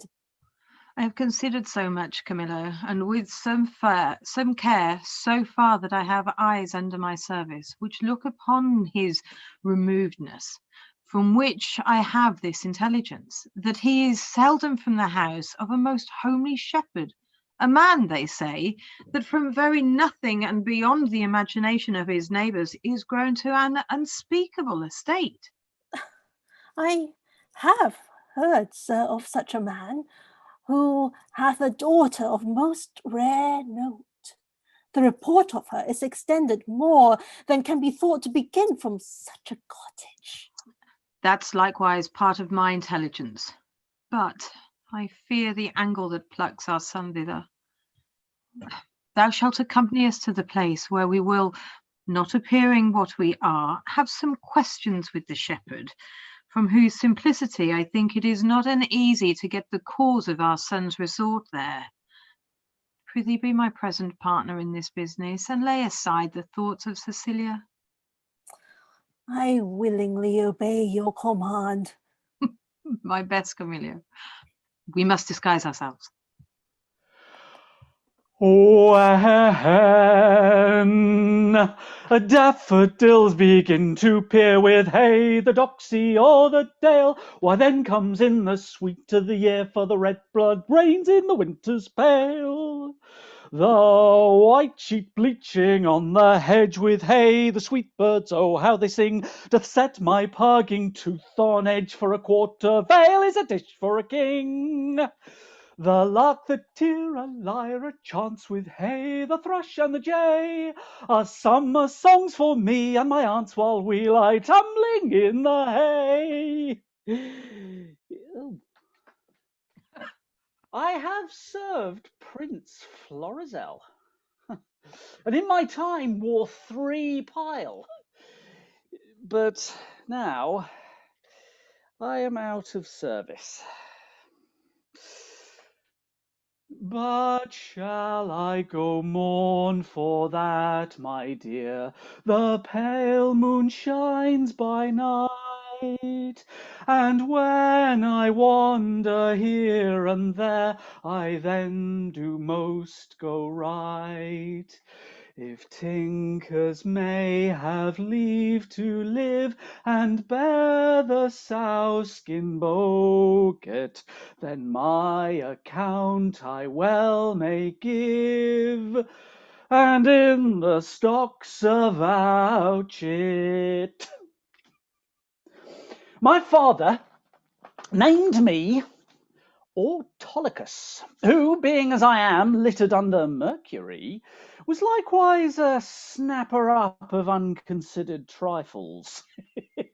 My revenue is the silly cheat. Gallows and knock are too powerful on the highway. Beating and hanging, terrors to me. For the life to come, I sleep out the thought of it. A prize. Let me see. Every 11 weather tuds, every tud yields pounds and odd shillings, 1,500 shorn. What comes the wool to? If the springe hold, the cock's mine. I cannot do it without counters. Let me see. What am I to buy for the sheep shearing fest? 3 pounds of sugar, 5 pounds of currants. Rice? What will my sister do with rice? But my father had made her mistress of the feast, and she lays it on. Ugh. She had made me 24 nosegayers for the shearers. 3 men, sons, men, all very good ones, but they are most of them meanies and bases. But one Puritan among them, and he sings psalms and hornpipes. Oh, I must have saffron to colour the warden's pies, mace, dates, none of that. That's out of my note. Nutmeg, 7. A race or 2 of ginger, but that I may beg. 4 pounds of prawns. Ugh, and as many of raisins in the sun. Oh, that I was ever born. Oh, in the name of me! Oh, help me. Help me. Pluck but off these rags and then death.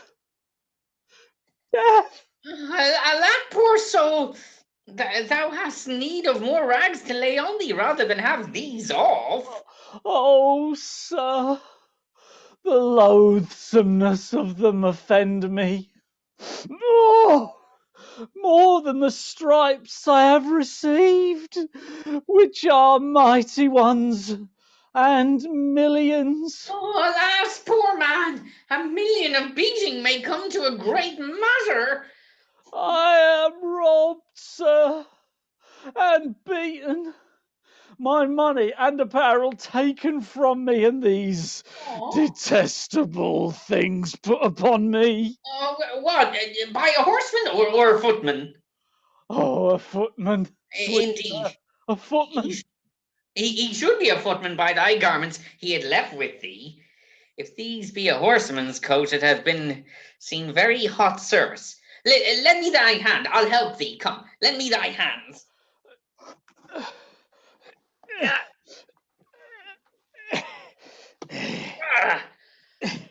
Oh, good sir, tenderly. Oh, alas, poor soul.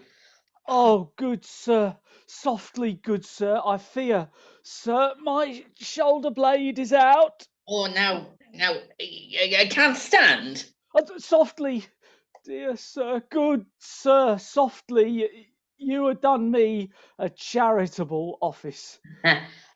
Dost lack any money? I have a little money for thee. No, sweet sir. No, I beseech you, sir. I have a kinsman not past 3/4 of a mile hence, unto whom I was going. I shall there have money, or anything I want. Offer me no money, I pray you. That kills my heart. Oh, what manner of fellow has that robbed you? A fellow, sir, that I have known to go about with troll madames. I knew him once a servant of the prince. I cannot tell, good sir, for which of his virtues it was, but he was certainly whipped out of court.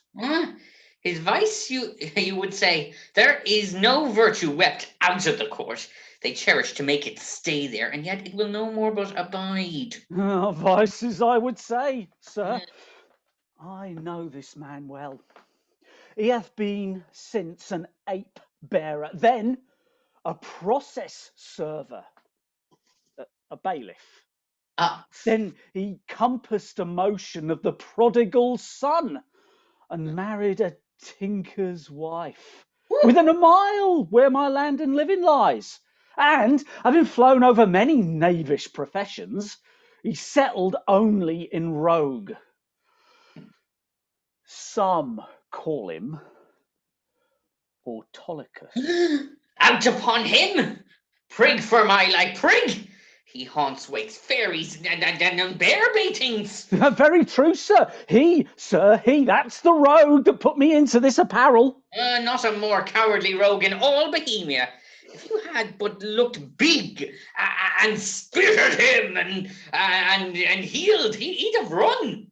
Oh, I must confess to you, sir, I am no fighter. I am false of heart that way, and that he knew, I warrant him. How do you now? Sweet sir, much better than I was. I can stand and walk.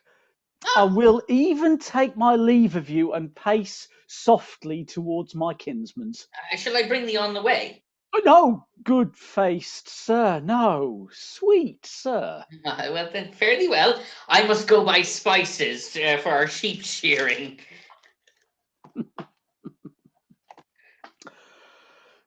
Prosper you, sweet sir.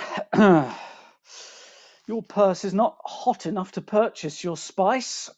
I'll be with you at your sheep shearing too. If I make not this cheat bring out another, and the shearers prove sheep, let me be unrolled, and my name put in the book of virtue. Jog on the footpath way, and merrily haunt the stile. A merry heart goes all the day, your sad ties in a mile.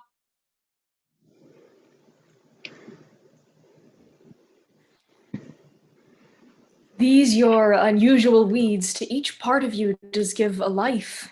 No shepherdess, but Flora peering in April's front. This your sheep shearing is as a meeting of the petty gods, and you, the queen aunt. Sir, my gracious lord, to chide at your extremes, it not becomes me. Oh, pardon that I named them. Your high self, the gracious mark of the land, you have obscured with a swain's wearing, and me, poor lowly maid, most goddess-like pranked up, but that our feasts in every mess have a folly, and the feeders digest with a custom. I should blush to see you so attired, sworn, I think, to show myself a glass. I bless the time when my good falcon made her flight across thy father's ground. Now Jove afford you cause. To me the difference forges dread. Your greatness hath not been used to fear. Even now I tremble to think your father by some accident should pass this way, as you did. Oh, the fiends, how he would look to see his work so noble wildly bound up. What would he say? Or how should I, in these my borrowed flaunts, behold the sternness of his presence? Apprehend nothing but jollity. The gods themselves, humbling their deities to love, have taken the shapes of beasts upon them. Jupiter became a bull and bellowed, the green Neptune a ram and bleated, and the fire-robed god golden Apollo, a poor humble swain as I seem now. Their transformations were never for a piece of beauty rarer, nor in a way so chaste, since my desires run not before mine honor, nor my lusts burn hotter than my faith. Oh, but sir, your resolution cannot hold, when 'tis opposed as it must be by the power of the king. One of these two must be necessities, which then will speak that you must change this purpose, or I my life. Thou dearest Perdita, with these forced thoughts I prithee darken not the mirth of the feast, or I'll be thine, my fair, or not my father's. For I cannot be mine own, nor anything to any, if I be not thine. To this I am most constant, though destiny say no. Be merry, gentle. Strangle such thoughts as these with anything that you behold the while. Your guests are coming, lift up your countenance, as it were the day of celebration of that nuptial which we two have sworn shall come. Lady Fortune, stand you auspicious. See your guests approach. Address yourself to entertain them sprightly, and let's be red with mirth.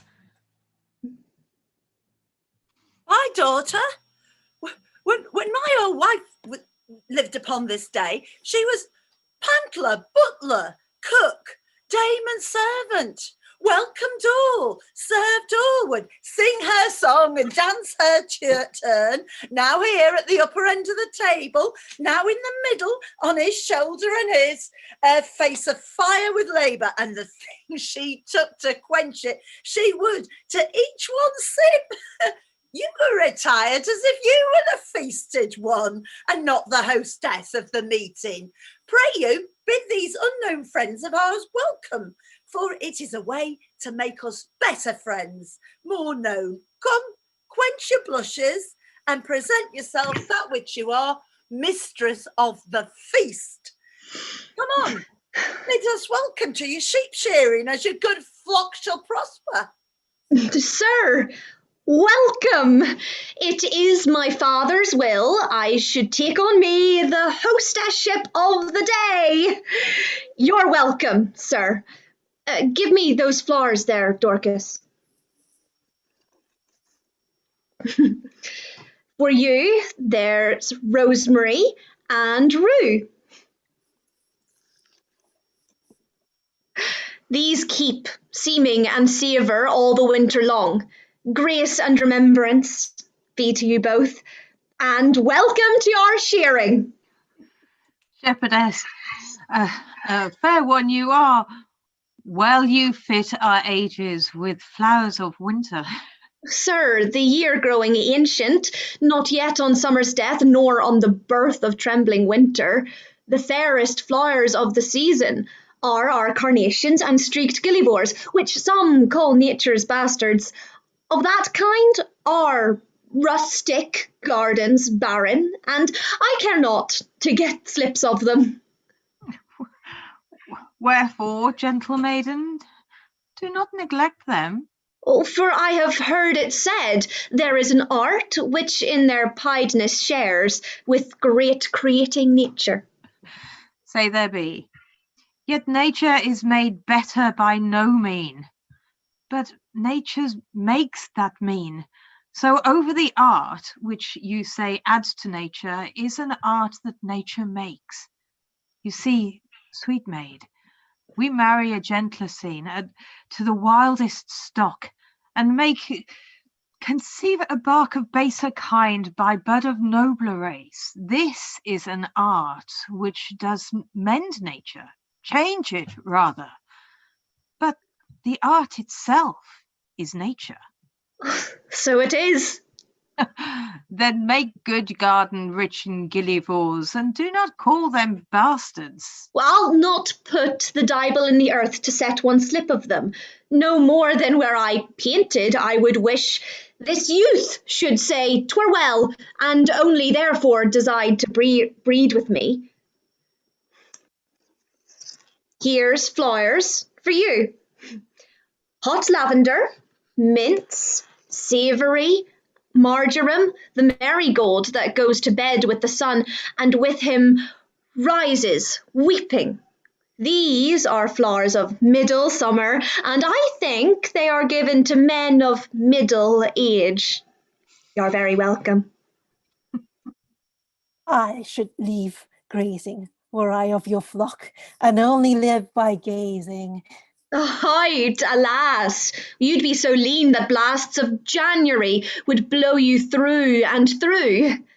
Now, my fairest friend, I would I had some flowers of the spring that might become your time of day, and yours, that wear upon your virgin branches yet, your maiden heads growing.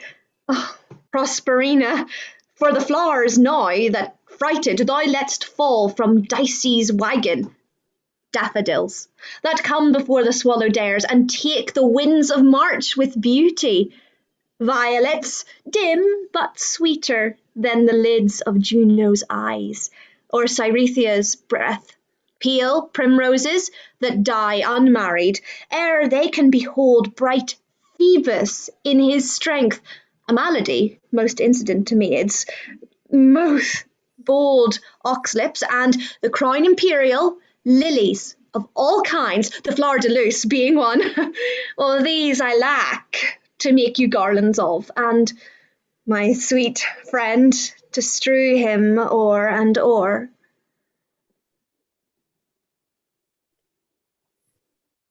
What, like a course? No, like a bank for love to lie and play on, not like a course, or if not to be buried, but quick and in mine arms. Come, take your flowers. Methinks I play, as I have seen them do, on Whitsun pastorals.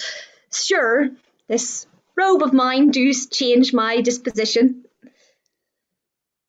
What you do still betters what is done. When you speak, sweet, I'd have you do it ever. When you sing, I'd have you buy and sell so.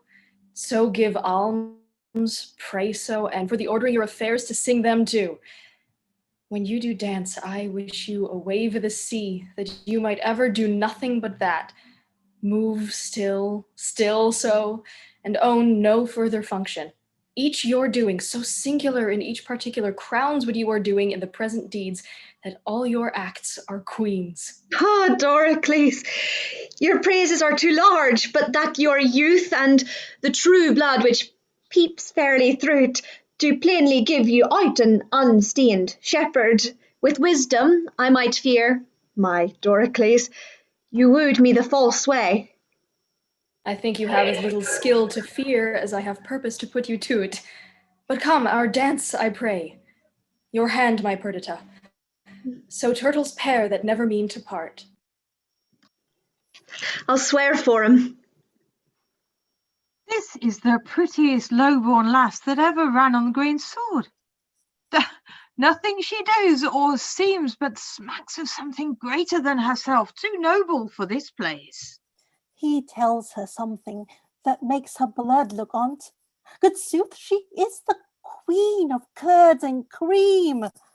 Come on, strike up!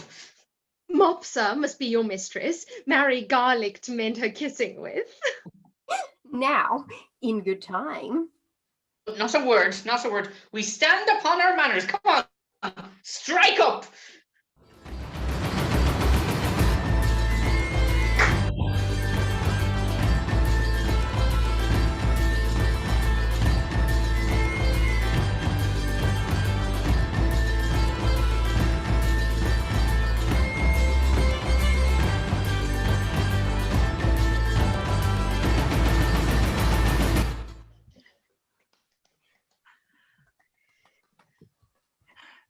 Pray, good shepherd, what fair swain is this which dances with your daughter? They call him Doricles, and boasts himself to have a worthy feeding, but I have it upon his own report, and I believe it, he looks like sooth. He says he loves my daughter. I think so too, for never gaze the moon upon the water, as he'll stand and read as 'twere my daughter's eyes. And to be plain, I think there is not half a kiss to choose who loves another best. She dances fetly. So she does anything, though I reported her should be silent. If young Doricles do light upon her, she shall bring him that he dreams not of. Oh, master, if you did but hear the peddler at the door, you would never dance again after a table and a pipe. No, the bagpipe could not move you. He sings several tunes, and faster than you'll tell money. He utters them as he had eaten ballads, and all many years grew to his tunes. Oh, he could never come better. He shall come in. I love a ballad, but even too well. If it be doleful, matter merrily set down, or a very pleasant thing indeed, and sung lamentably. He hath songs for men or women of all sizes. No milliner can so fit his customers with gloves. He has the prettiest love songs for maids, so without bawdry, which is strange. This is a brave fellow. Believe me, thou talkest of an admirable, conceited fellow. He has he any unbraided wares? Oh, he hath ribbons of all the colours in the rainbow, points more than all the lawyers in Bohemia can learnedly handle, though they come to him by the gross. I mean, inklings, cadices, cambricas, lawns. Why, he sings them over as they were gods or goddesses. Oh, prithee, bring him in, and let him approach singing. Forewarn him that he use no scurrilous words in his tunes. Oh, you have of these peddlers that are more of them than you'd think, sister. Aye, good brother, I'll go about to think. Lawn as white as driven snow, cypress black as e'er was crow, gloves as sweet as damasked roses, masks for faces and for noses, bugle bracelet, necklace amber, perfume for a lady's chamber, golden coifs and stomachers for my lads to give their dears, pins and poaching sticks of steel, what maids lack from head to heel. Come buy of me, come buy, buy, lads, or else your lasses cry. If I were not in love with mother, thou should take no money of me. But being enthralled as I am, it will also be as bondage of certain ribbons and gloves. I was promised them against the feast, but they come not too late now. He hath promised you more than that, or there be liars. He hath paid you all he promised you. Maybe he has paid you more, which will shame you to give him again. Is there no matter left among maids? 'Tis well they are whispering. Clamour your tongues, and not a word more. I have done. Come, you promised me a tawdry lace and a pair of sweet gloves. Have I not told thee how I was cousin, by the way, and lost all my money? And indeed, sir, there are cozeners abroad. Therefore it behooves men to be wary. Fear not thou, man. Thou shalt lose nothing here. No, I hope so, sir, for I have about me many parcels of charge. Ooh. What hast thou here? Ballads?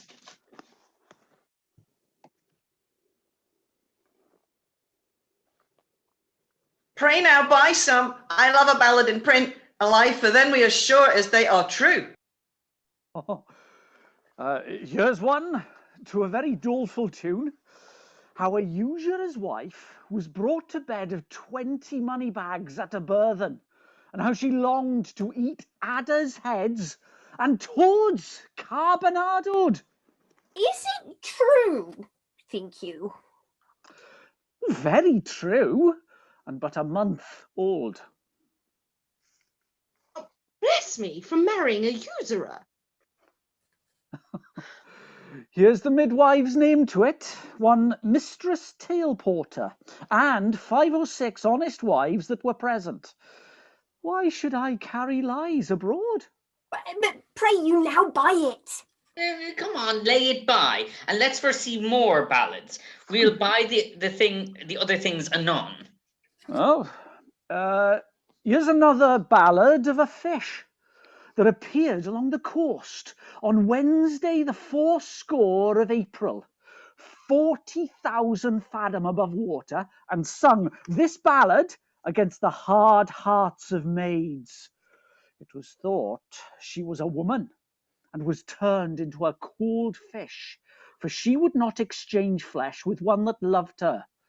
The ballad is very pitiful, and as true. Is it true too, think you? 5 justices' hands at it, and witnesses more than my pack will hold. Lay it by too. Another. This is a merry ballad, but a very pretty one. Let's have some merry ones. Oh, well, why, this is a passing merry one, and goes to the tune of 2 maids wooing a man. There's scarce a maid westward, but she sings it. 'Tis in request, I can tell you. We can both sing it.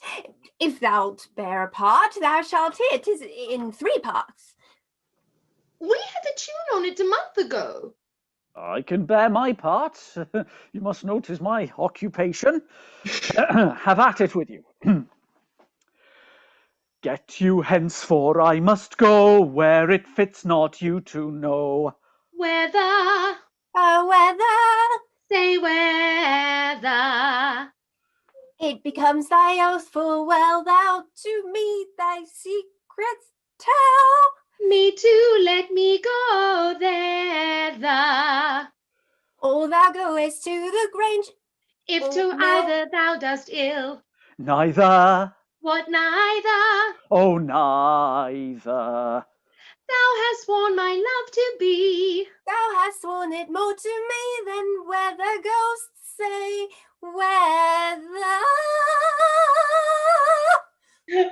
We'll have this song out and on by ourselves. My father and gents are in sad talk, and we'll not trouble them. Come, bring away this pack after me. Wenches, I'll buy for you both. Peddler, you'll have the first choice. Follow me, girls. You shall pay well for 'em. Will you buy any tape or lace for your cape, my dainty duck, my dearer? Any silk, any thread, any toys for your head of the newest and finest wearer? Come to the peddler, money's a meddler, that doth utter all men's wearer. Master, there is 3 carters, the 3 shepherds, 3 neatherds, 3 swineherds, and have made themselves all men of hair. They call themselves soldiers, and they have a dance, which the wenches say is a gallimaufry of gambles. Because, well, I mean, they're not in it, but they themselves are of the mind. If it be not too rough for some that know little but bawling, it will please plainfully. We'll none of it. Here has been too much homely foolery already. I know, sir, we weary you. You weary those that refresh us. Pray, let's see these herdsmen.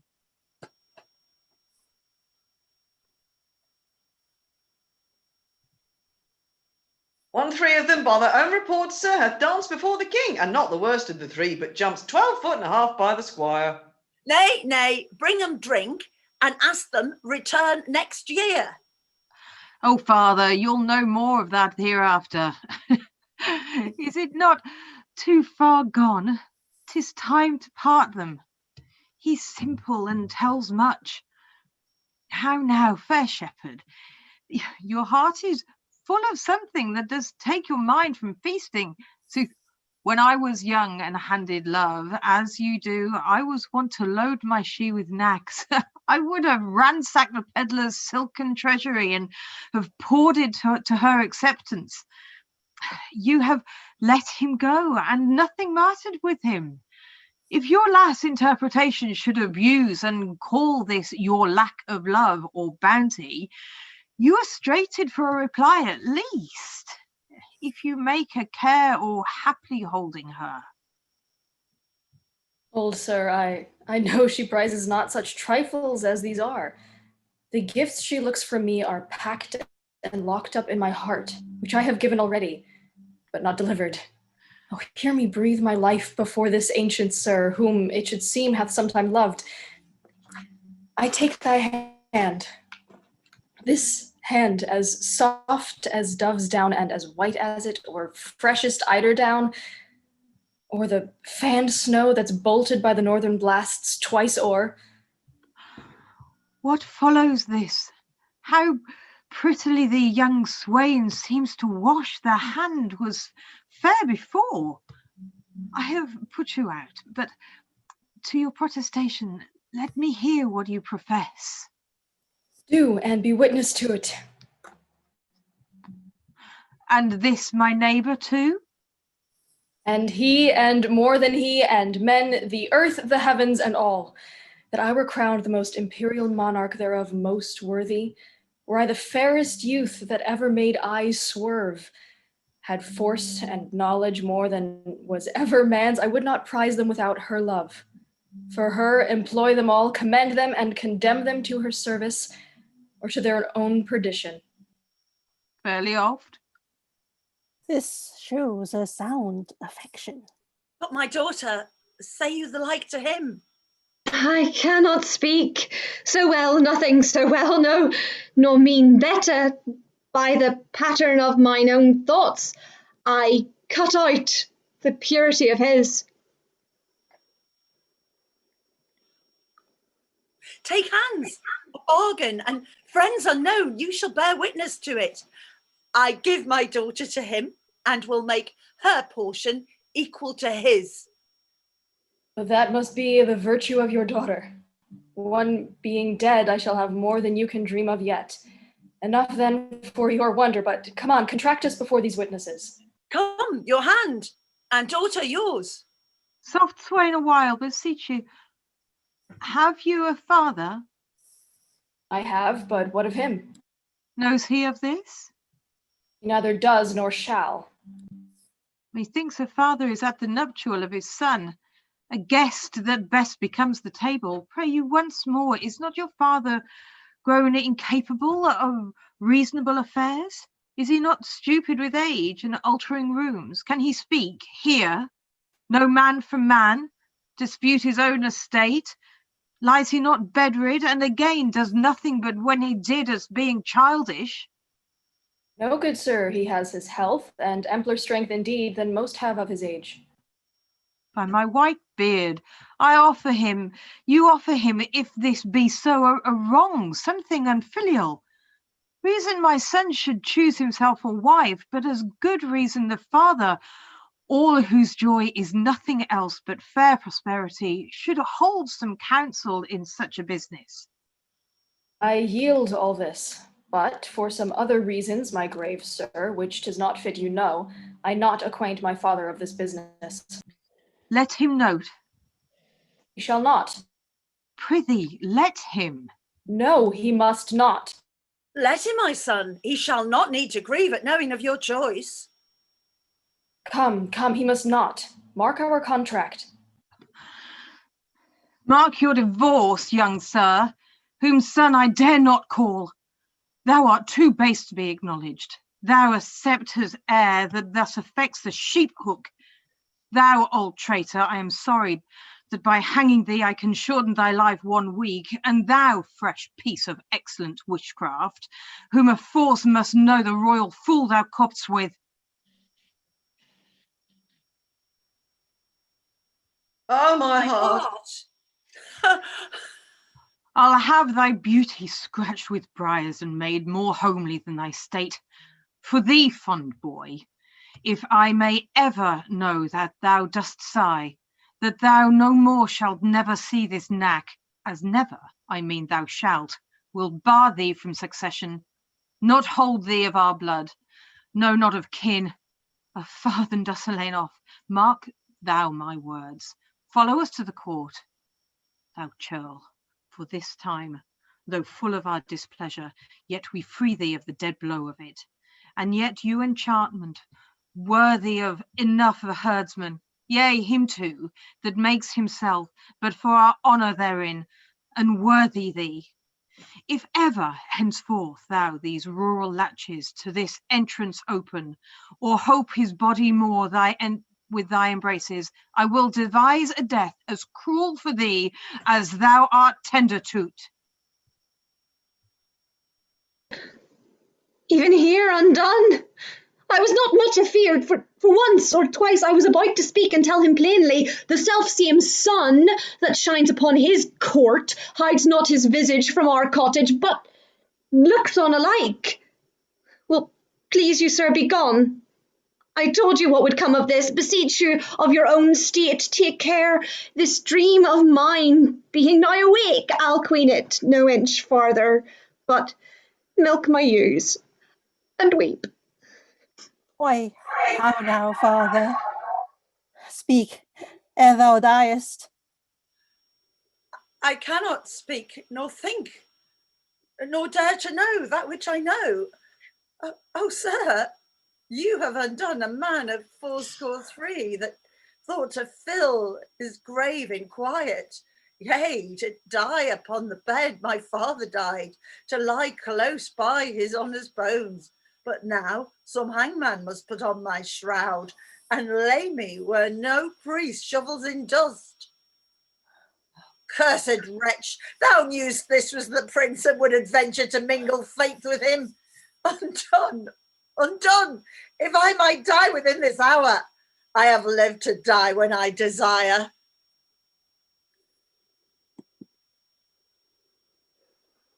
Why look you so upon me? I am but sorry.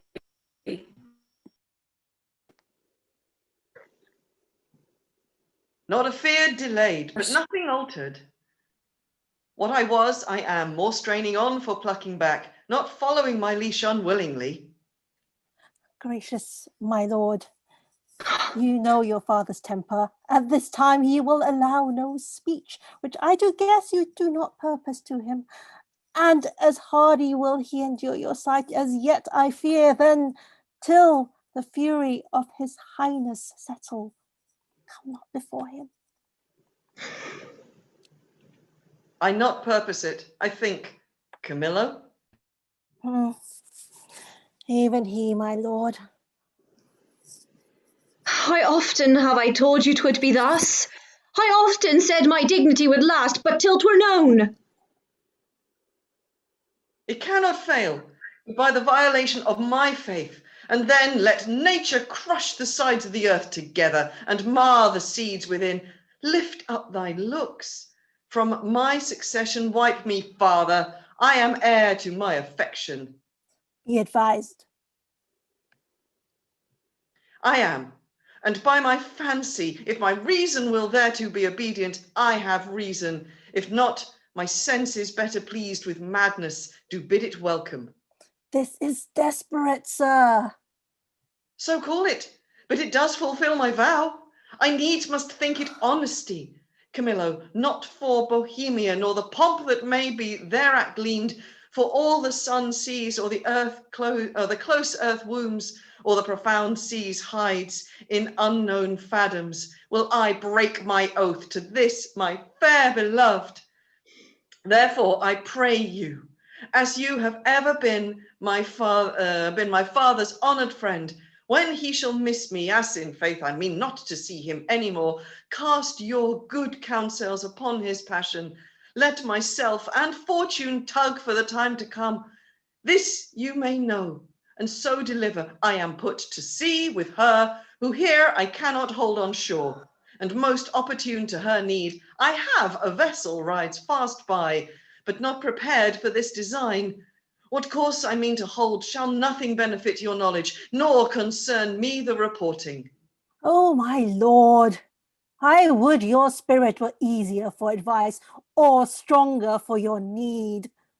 Hark, Perdita, I'll hear you by and by. He's irremovable, resolved for flight.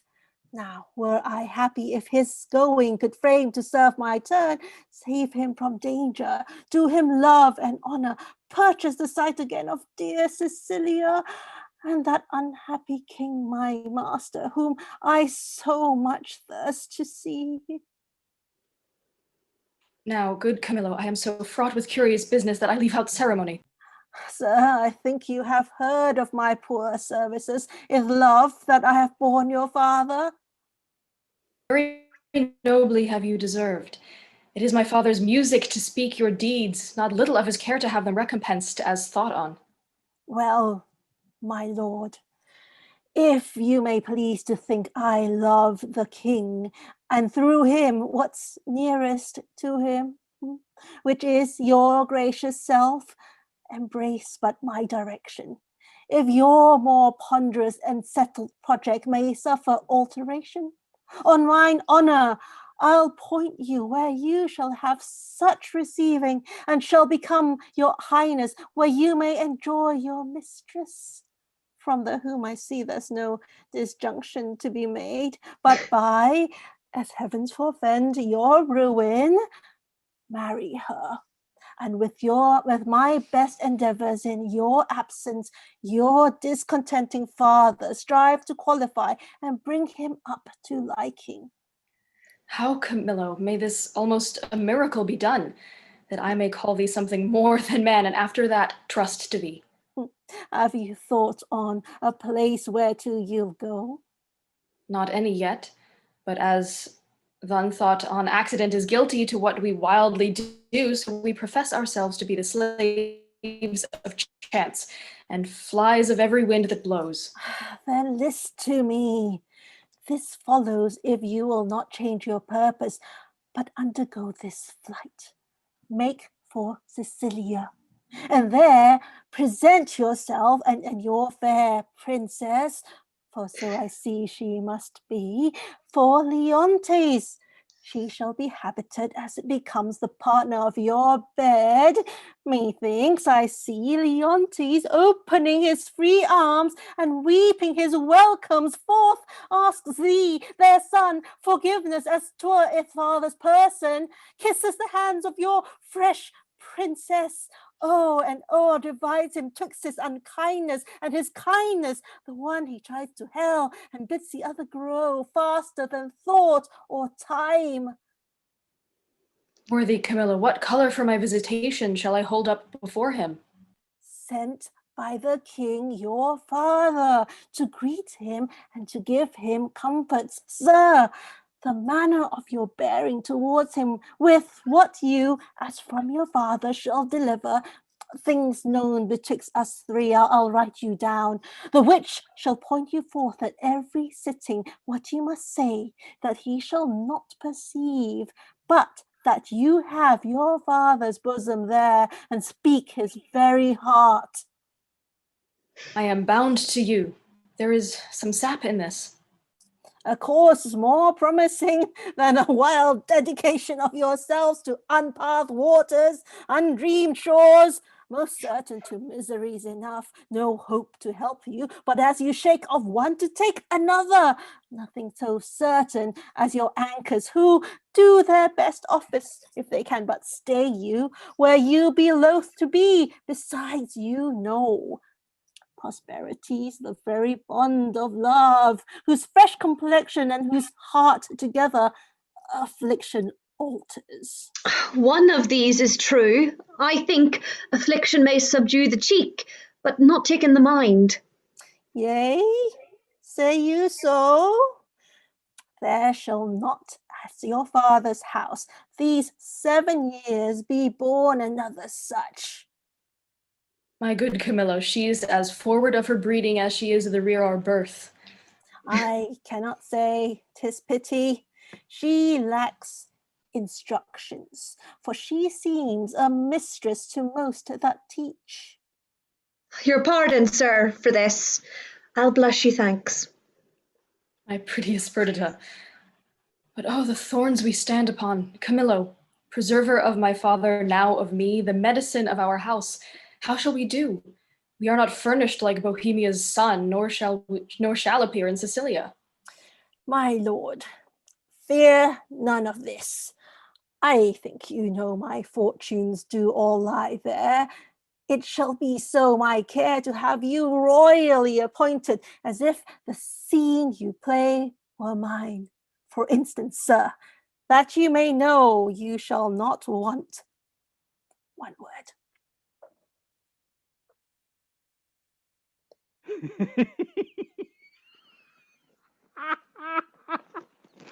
What a fool honesty is, and trust his sworn brother, a very simple gentleman. I have sold all my trumpery, not a counterfeit stone, not a ribbon, glass, pomander, brooch, table book, ballad, knife, tape, glove, shoe tie, bracelet, horn, ring, to keep my pack from fasting. They throng who should buy first, as if my trinkets had been hallowed and brought a benediction to the buyer, by which means I saw whose purse was best in picture, and what I saw to my good use I remembered. And had not the old man come in with a woo-hub against his daughter and the king's son and scared my chuffs from the chaff, I had not a purse left alive in the whole army. Nay, but my letters by this means being there so soon as you arrive shall clear that doubt. And those that you'll procure from King Leontes shall satisfy your father. Happy be you. All that you speak shows fair. Who have we here? We'll make an instrument of this. Omit nothing may give us aid. They have overheard me now. Why, hanging. How now, good fellow? Why shakest thou so? Fear not, man. Here's no harm intended to thee. I am a poor fellow, sir. Why, be so still. Here's nobody will steal that from thee. Yet, for the outside of thy poverty, we must make an exchange. Therefore, discase thee instantly. Thou must think there is a necessity in't, and change garments with this gentleman. Though the pennyworth on his side be the worst, yet hold thee, there's some boot. I am a poor fellow, sir. I know ye well enough. Nay, prithee, dispatch. The gentleman is half fled already. Are you in earnest, sir? I smell the trick on't. Dispatch, I prithee. Indeed, I have had earnest, but I cannot with conscience take it. Unbuckle, unbuckle. Fortunate mistress, let my prophecy come home to ye. You must retire yourself into some covert. Take your sweetheart's hat and pluck it o'er your brows, muffle your face, dismantle you, and as you can, disliken the truth of your own seeming, that you may, for I do fear eyes over, to shipboard get undescried. I see the play so lies that I must bear a part. No remedy. Have you done there? Should I now meet my father, he would not call me son. Nay, you shall have no hat. Come, come, lady. Farewell, my friend. Adieu, sir. Oh, Perdita, what have we twain forgot? Pray you. What I do next shall be to tell the king of this escape, and whither they are bound, wherein my hope is I shall so prevail to force him after, in whose company I shall review Cecilia, for whose sight I have a woman's longing. Fortune speed us. Thus we set on, Camillo, to the seaside. The swifter speed, the better.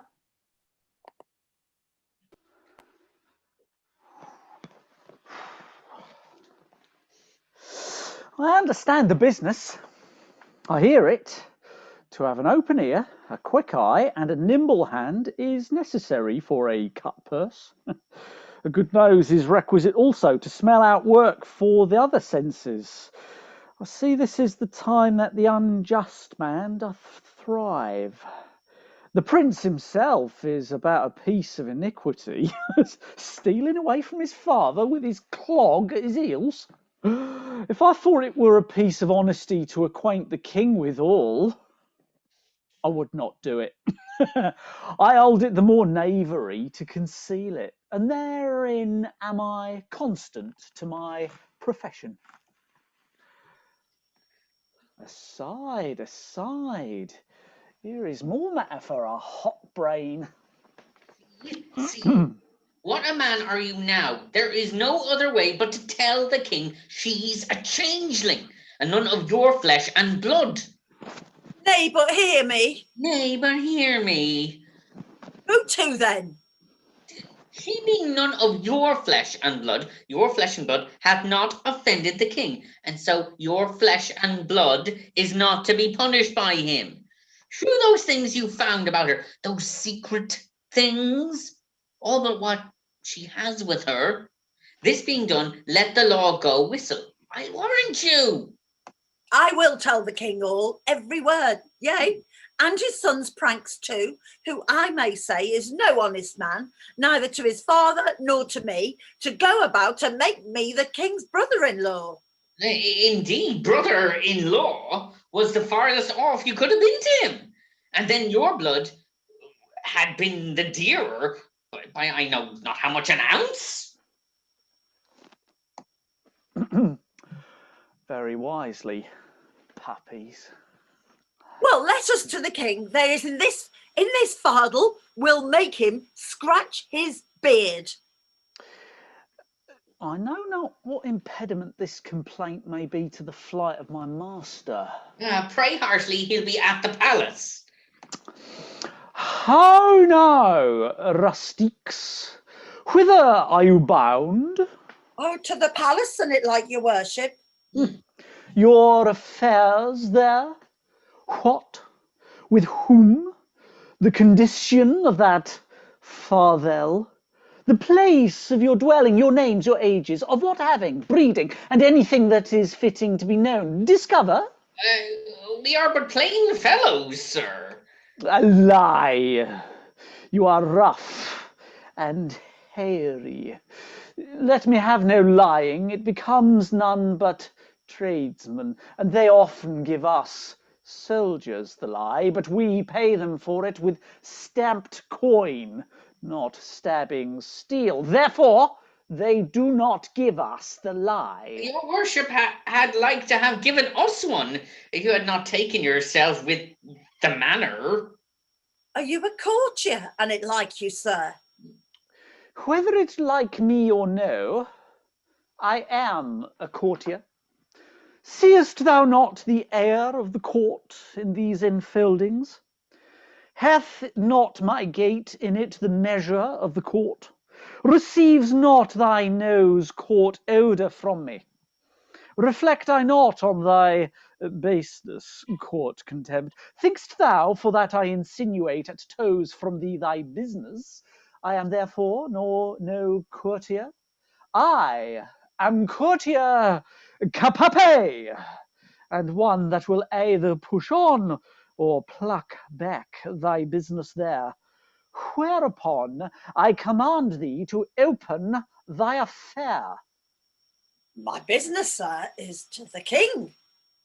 What advocate hast thou to him? I know not, and like you. Advocate's the court's word for a pheasant. Say you have none. No, sir, I have no pheasant, cock, nor hen. How blessed are we that are not simple men. Yet nature might have made me as these are, therefore I will not disdain. This cannot be but a great courtier. His garments are rich, but he wears them not handsomely. He seems to be more noble in being fantastical. A great man, I warrant. I know by the picking on his teeth. The farthel there. What's i' the farthel? Wherefore that box? Sir, there lies such secrets in this farthel and box, which none must know but the king, and which he shall know within this hour, if I may come to the speech of him. Age, thou hast lost thy labour. Why, sir? The king is not at the palace. He is gone aboard a new ship to purge melancholy and air himself. For if thou beest capable of things serious, thou must know the king is full of grief. So 'tis said, sir, about his son, that should have married a shepherd's daughter. Oh, if that shepherd be not in hand fast, let him fly. The curses he shall have, the tortures he shall feel, will break the back of man, the heart of monster. And I think you so, sir. Oh, not he alone shall suffer what wit can make heavy, and vengeance bitter, but those that are germane to him, though removed 50 times, shall all come under the hangman, which, though it be great pity, yet it is necessary. An old sheep-whistling rogue, a ram tender, to offer to have his daughter come unto grace? Some say he shall be stoned, but that death is too soft for him, say I. Draw our throne into a sheep-cote? All deaths are too few, the sharpest too easy. Hath the old man a son, sir? Do you hear? And like you, sir. He has a son, who shall be flayed alive. Please. then anointed over with honey, set on the head of a wasp's nest, then stand till he be 3/4 and a dram dead, then recovered again with aquavitae or some other hot infusion, then raw as he is, and in the hottest day prognostication proclaims, shall he be set against a brick wall, the sun looking with a southward eye upon him, where he is to behold him with flies blown to death. But what talk we of these traitorly rascals whose miseries are to be smiled at, their offences being so capital? Tell me, for you seem to be honest, plain men, what you have to the king. Being something gently considered, I'll bring you to where he is aboard. Tender your persons to his presence, whisper him in your behalfs, and if it be in man, besides the king, to effect your suits, here is a man shall do it. He seems to be of great authority. Close with him. Give him gold. And though authority be a stubborn bear, and yet he is off led by the nose with gold, shew the inside of your purse to the outside of his hand. No more ado. Remember, stoned and flayed alive. And to please you, sir, to undertake the business for us, here is the gold I have.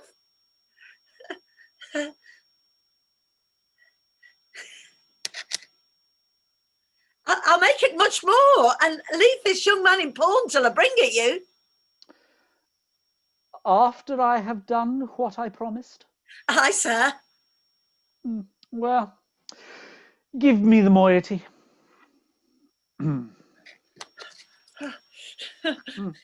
Are you a party in this business? In some sort, sir, but though my case be a pitiful one, I hope I shall not be flayed out of it. Well, that's the case of the shepherd's son. Hang him, he'll be made an example. Comfort, good comfort. We must to the king and shew our strange sights. He must know 'tis none of your daughter nor my sister. We are gone else. Sir, I will give you as much as the old man do. When the business is performed, and remain, as he says, your pawn till it be brought to you. I will trust you.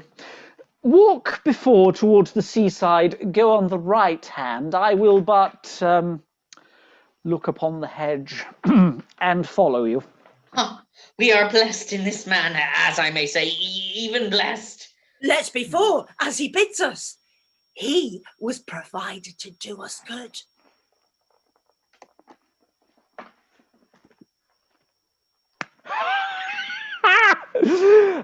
If I had a mind to be honest, I see fortune would not suffer me. She drops booties in my mouth. I am courted now with a double occasion.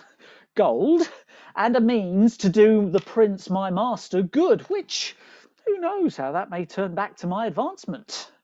I will bring these two moles, these blind ones, aboard him.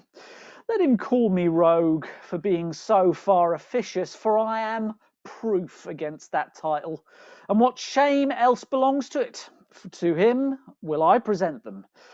There may be matter in it.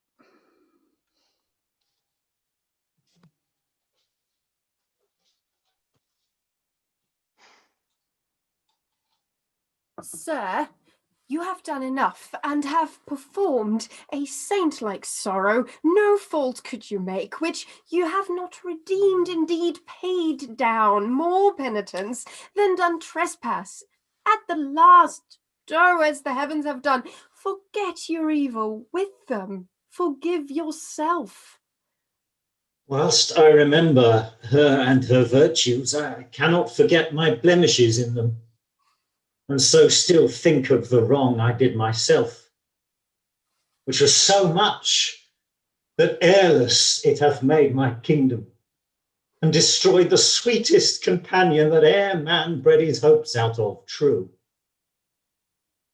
Too true, my lord. If one by one you wedded all the world, or from all that are, took something good to make a perfect woman, she you killed would be unparalleled. I think so. Killed. She I killed. I did so, but thou strikes me sorely to say I did. It is as bitter upon thy tongue as in my thought. Now, good now, say so but seldom. Not at all, good lady. You might have spoken 1,000 things that would have done the time more benefit and graced your kindness better. You are one of those would have him wed again. You would not so, you pity not the state, nor the remembrance of his most sovereign name. Consider little what dangers by his highness fail of issue may drop upon his kingdom and devour incertain lookers on. What were more holy than to rejoice the former queen is well? What holier than for royalty's repair, for present comfort and for future good, to bless the bed of majesty again with a sweet fellow to it? There is none worthy, respecting her that's gone, besides the gods will have fulfilled their secret purposes. For has not the divine Apollo said, is not the tenor of his oracle, that King Leontes shall not have an heir till his lost child be found, which, that it shall, is all as monstrous to our human reason as my Antigonus to break his grave and come again to me, who on my life did perish with the infant. 'Tis your counsel, my lord, should to the heavens be contrary, oppose against their wills. Care not for the issue, the crown will find an heir. Great Alexander left the worthier, so his successor were like to be the best. Good Paulina, who hast the memory of Hermione, I know in honour. Oh, that I ever had squared me to thy counsel. Then, even now, I might have looked upon my queen's full eyes, taken treasure from her lips. And left them more rich for what they yielded. Thou speakst truth. No more such wives, therefore no wife. One worse and better used would make her sainted spirit again possess her corpse, and on this stage where we offenders now appear, so vexed, and begin, why, to me? Had she such power, she had just such cause. She had, and would incense me to murder her I married. I should so, were I the ghost that walked. I'll bid you mark her eye, and tell me for what dull part in it you chose her. Then I'd shriek that even your ears should rift to hear me, and the words that follow should be, remember mine. Stars, stars, and all eyes else dead coals. Fear thou no wife, I'll have no wife, Paulina. Will you swear never to marry, but by my free leave? Never, Paulina, so be blessed my spirit. Then, good my lords, bear witness to his oath. You tempt him overmuch. Unless another, as like Hermione as is her picture, affront his eye. Good madam, I have done. Yet if my lord will marry, if you will, sir, no remedy but you will, give me the office to choose you a queen. She shall not be so young as was your former, but she shall be such as walked your first queen's ghost. It should take joy to see her in your arms. My true Paulina, we shall not marry till thou bidst us. That shall be when your first queen's again in breath, never till then. One that gives himself Prince Florizell, son of Polixenes, with his princess, she, the fairest I have yet beheld, desires access to your high presence. What with him? Comes he not like to his father's greatness? His approach, so out of circumstance and sudden, tells us 'tis not a visitation framed, but forced by need and accident. What train? But few, and those but mean. His princess, say you, with him? Ay, the most peerless piece of earth, I think, that e'er the sun shone bright on. Oh, Hermione, as every present time does boast itself above a better, gone. Pardon, madam. The one I have almost forgot your pardon. The other, when she has obtained your eye, will have your tongue too. This is a creature, would she begin a sect, might quench the zeal of all professors else, make proselytes of who she but bid follow. How, not women? Women will love her, that she's a woman more worth than any man, that she's the rarest of all women. Go, Cleomenes. Yourself, assisted with your honoured friends, bring them to our embracement. Still, 'tis strange he thus should steal upon us. Had our prince, jewel of children, seen this hour, he had paid well with this lord. There was not full a month between their births. Prithee, no more. Cease. Thou knowest he dies to me again when talked of. Sure, when I shall see this gentleman, thy speeches will bring me to consider that which may unfurnish me of reason. They are come.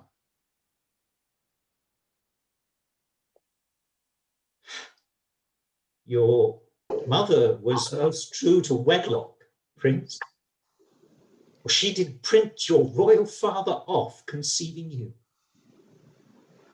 Were I but 21, your father's image is so hit in you, his very air, that I should call you brother as I did him, and speak of something wildly by us performed before. Most dearly, welcome. And your fair princess? Goddess. Oh, alas, I lost a couple that twixt heaven and earth might thus have stood begetting wonder, as you, gracious couple, do. And then I lost all mine own folly, the society, amity too, of your brave father, whom, though bearing misery, I desire my life once more to look on him. By his command have I here touched Cecilia, and from him give you all greetings that a king at friend can send his brother. And but infirmity, which waits upon worn times, hath something seized his wished ability. He had himself the lands and waters twixt your throne and his measured to look upon you, whom he loves, he bade me say so, more than all the scepters and those that bear them living. Oh, my brother, good gentleman, wrongs I have done thee stir afresh within me. And these thy offices, so rarely kind, are as interpreters of my behindhand slackness. Welcome hither, as is the spring to the earth. And hath he too exposed this paragon to the fearful usage, at least ungentle of the dreadful Neptune, to greet a man not worth her pains, much less the adventure of her person. Good, my lord, she came from Libya. Where the warlike Smilus, the noble honoured lord, is feared and loved. Most royal sir, from thence, from him, whose daughters his tears proclaimed his parting with her. Thence, a prosperous south wind friendly, we have crossed to execute the charge my father gave me, for visiting your highness. My best train I have from your Sicilian shores dismissed, who for Bohemia bend, to signify not only my success in Libya, sir, but my arrival and my wife's in safety here, where we are. Blessed gods, purge all infection from our air, whilst you do climate here.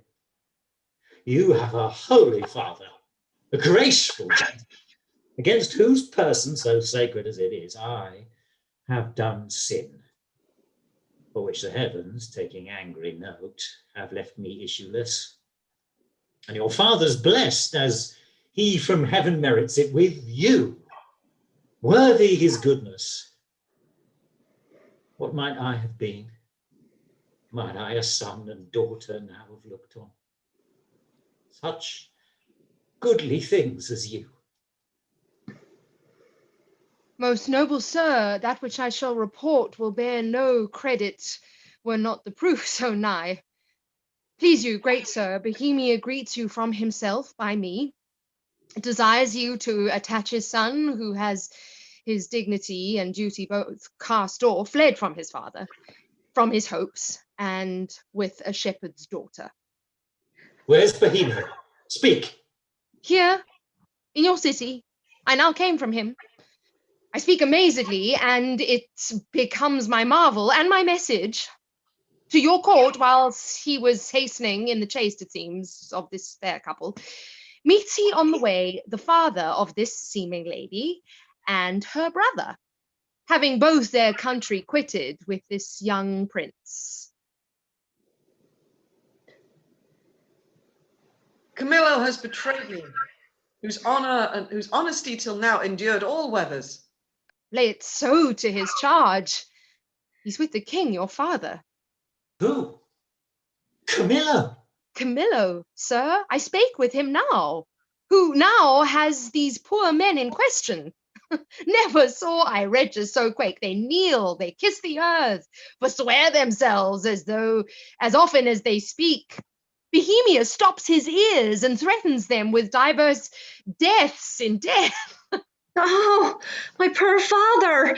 The heavens set spies upon us. Will not have our contract celebrated. You are married? We are not, sir, nor are we like to be. The stars, I see, will kiss the valleys first, the odds for high and lows alike. My lord, is this the daughter of a king? She is, when once she is my wife. That once, I see by your good father's speed, will come on very slowly. I am sorry, most sorry you have broken from his liking where you were tied in duty. And as sorry your choice is not so rich in worth as beauty, that you might well enjoy her. Dear, look up. Though fortune, visible an enemy, should chase us with my father, power no jot hath she to change our loves. Beseech you, sir, remember, since you owed no more to time than I do now, with thought of such affections, step forth mine advocate. At your request my father will grant precious things as trifles. Would he do so? And beg your precious mistress, which he counts but a trifle. Sir, my liege, your eye hath too much youth in it. Not a month before your queen died, she was worth more such gazers than what you look on now. I thought of her even in these looks I made, but your petition is yet unanswered. I will to your father. Your honour not o'erthrown by your desires, I am friend to them and you. Upon which errand I now go toward him. Therefore follow me, and mark what way I make. Come, good my lord.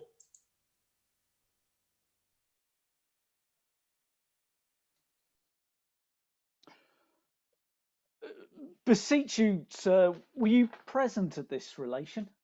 I was, at the opening of the farthel, heard the old shepherd deliver the manner how he found it, whereupon, after little amazedness, we were all commanded out of the chamber.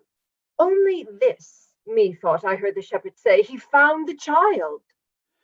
I would most gladly know the issue of it. I make a broken delivery of the business, but the changes I perceived in the king and Camillo were very notes of admiration. This seemed almost with staring on of one another to tear the cases of their eyes. There was speech in their dumbness, language in their very gesture. They looked as they had heard of a world ransomed or by one destroyed. A notable passion of wonder appeared in them, but the wisest beholder that knew no more but seeing could not say if the importance were joy or sorrow, but in the extremity of the one it must needs be. Ah, here comes a gentleman that happily knows more than you, Rogero. Nothing but bonfires. The oracle is fulfilled, the king's daughter is found. Such a deal of wonder is broken out within this hour that ballad makers cannot be able to express it. I think here comes the Lady Paulina's steward. He can deliver you more. How goes it now, sir? The news, which is called true, is so like an old tale that the verity of it is in strong suspicion. Has the king found his daughter? Has the king found his hair? Most true, if ever truth were pregnant by circumstance. That which you hear, you'll swear you see. There is such unity in the proofs. The mantle of Queen Hermione's, her jewel about the neck of it, the letters of Antigonus found with it, which they know to be his character, the majesty of the creature in resemblance of the mother, the affection of nobleness, which nature shows about her breeding, and many other evidences proclaim her with all certainty to be the Queen's and King's daughter. Did you see the meeting of the two kings? No. Then you have lost sight, which was to be seen, cannot be spoken of. There might you have beheld one joy crown another, so and in such matter that it seemed sorrow wept to take leave of them, for their joy waded in tears. There was casting up of eyes, holding up of hands, with countenance of such distraction that they were to be known by garment, not by favour. Our king being ready to leap out of himself for joy of his found daughters, if that joy were now become a loss, cries, "Oh, thy mother, thy mother!" Then asks Bohemia forgiveness, then embraces his son-in-law, then again worries he his daughter with clipping her. Now he thanks the old shepherd, which stands by like a weather-bitten conduit of many kings' reigns. I never heard of such another encounter, which lames report to follow it, and undoes description to do it. What, pray you, became of Antigonus, that carried hence the child?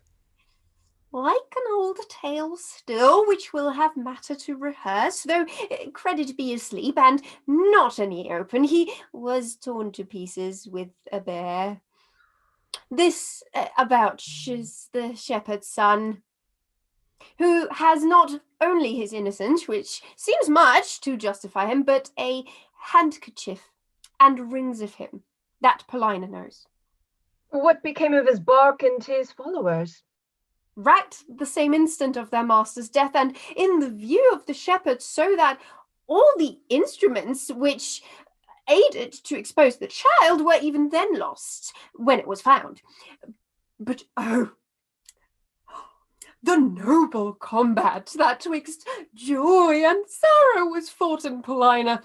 She had one eye declined for the loss of her husband, another elevated, that the oracle was fulfilled. She lifted the princess from the earth, and so locks her in embracing, as if she would pen her to her heart, that she might no more be in danger of losing. The dignity of this act was worth the audience of kings and princes, for by such it was acted. One of the prettiest touches of all, and that which angled for mine eyes, caught the water, though not the fish, was when the relation of the queen's death, with the manner how she came to, bravely confessed and lamented by the king, how attentiveness wounded his daughter, till from one sign of dolour to another she did, with an alas, I would fain say bleed tears, for I'm sure my heart wept blood. Who was most marble there changed colour, some swounded, all sorrowed. If all the world could have seen it, the woe had been universal. Are they returned to the court? No. The princess, hearing of her mother's statue, which is in the keeping of Paulina, a piece many years in doing and now newly performed by that rare Italian master Giulio Romano, who had he himself eternity and could put breath in his work, would beguile nature of her custom, so perfectly he is her ape. He so near to Hermione hath done Hermione, that they say one would speak to her and stand in hope of answer. Thither with all greediness of affection are they gone, and there they intend to sup. Well, I thought she had some great matter there in hand, for she hath privately twice or thrice a day, ever since the death of Hermione, visited that removed house. Shall we thee thither, and with our company peace the rejoicing? Who would be thence that has the benefit of access? Every wink of an eye, some new grace will be born. Our absence makes us unthrifty for our knowledge. Let's along. Now, had I not the dash of my former life in me, would preferment drop on my head.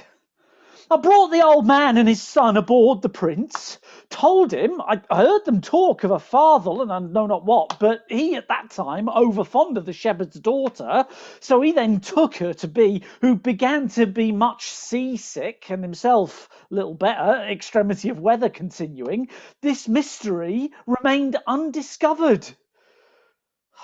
But 'tis all one to me, for had I been the finder out of this secret, it would not have relished among my other discredits.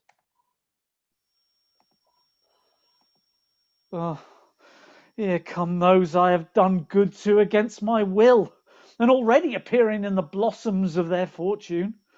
Come, boy, I pass more children, but thy sons and daughters will all be gentlemen born. You are well met, sir. You denied to fight with me this other day because I was not so gentleman born. I See know these you clothes? are. You say you see them not, and think me still no gentleman born. You were best say these robes are not gentleman born. Give me the lie, do, and try whether I am not now a gentleman born. I know you are now, sir, a gentleman born. I, and have been so any time these 4 hours. And so have I, boy.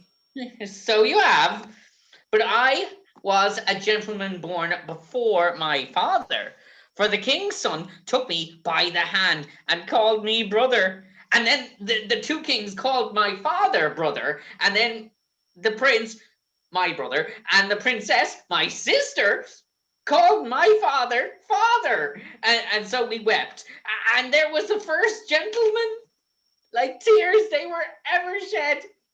We may live, son, to shed many more. Aye, or else 'twere hard luck, being in so preposterous a state as we are. I humbly beseech you, sir, to pardon me all the faults I have committed to your worship, and to give me your good report to the prince, my master. Prithee, son, do, for we must be gentle, now we are gentlemen. Thou wilt amend thy life. Aye, and it like your good worship. Give me thy hand. I will swear to the prince thou art as honest a true fellow as any in Bohemia.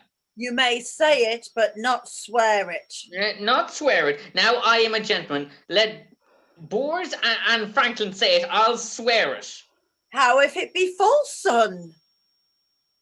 If it be ne'er be so false, a true gentleman may swear it in the behalf of his friend. And I'll swear to the prince, thou art a tall fellow of thy hand. And thou wilt not be drunk, but I know thou art not no tall fellow of thy hand. And thou wilt be drunk, but I'll swear it, and I would thou wouldst be a tall fellow of thy hand. I will prove so, sir, to my power.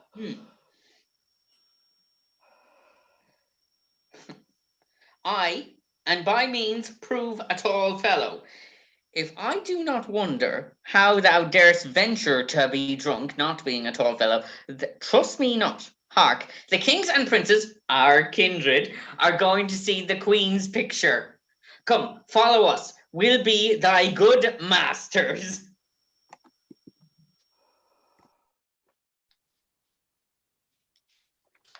O grave and good Paulina, the great comfort that I have had of thee. What, sovereign sir? I meant well. All my services you have paid home, but that you have vouchsafed with your crown of brother and these your contracted heirs of your kingdoms, my poor house to visit. It is a surplus of your grace which never my life lasts to answer. Oh, Paulina, we honour you with trouble, but we came to see the statue of our queen. Your gallery have we passed through, not without much content in many singularities, but we saw not that which my daughter came to look upon, the statue of her mother. As she lived peerless, so her dead likeness I do well believe excels whate'er yet you looked upon, or hand of man hath done. Therefore I keep it lovely, apart, but here it is. Prepare to see the life as lively mocked as ever, till sleep mock death. Behold and say 'tis well.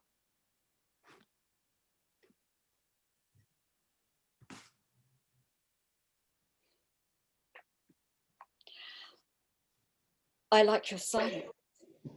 It is the more shows off your wonder. But yet speak. First you, my liege. Comes it not something near? A natural posture. Guide me, dear stone, that I may say indeed thou art Hermione, or rather, thou art she in thy not chiding, for she was as tender as infancy and grace. Yet, Paulina, Hermione was not so much wrinkled, nothing so aged as this seems. Oh, not by much. Though much the more Archidamus' excellence, which lets gone by some 16 years and makes her as she lived now. Now she might have done. So much to my good comfort as it is now piercing to my soul. Well, thus she stood, even with such life of majesty, warm life as now it coldly stands when first I wooed her. I am ashamed. This is not the stone rebuke me for being more stone than it.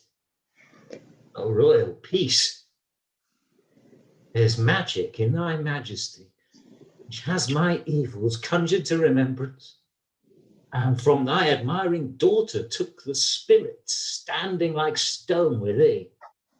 And give me leave, and do not say 'tis superstition that I kneel, and then implore her blessing. Lady, dear queen, that ended when I but began, give me that hand of yours to kiss. Oh, patience.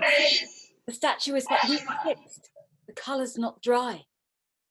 My lord, your sorrow was too sore laid on, which 16 winters cannot blow away, so many summers dry. Scarce any joy did ever so long live, no sorrow but killed itself much sooner. Dear my brother, let him that was the cause of this have power to take off so much grief from you, as he will piece up himself. Indeed, my lord, if I had thought the sight of my poor image would thus have wrought you, for the stone is mine, I'd not have shown it. Do not draw the curtain. No longer shall you gaze on it, lest your fancy may think anon it moves. Let be. Let be.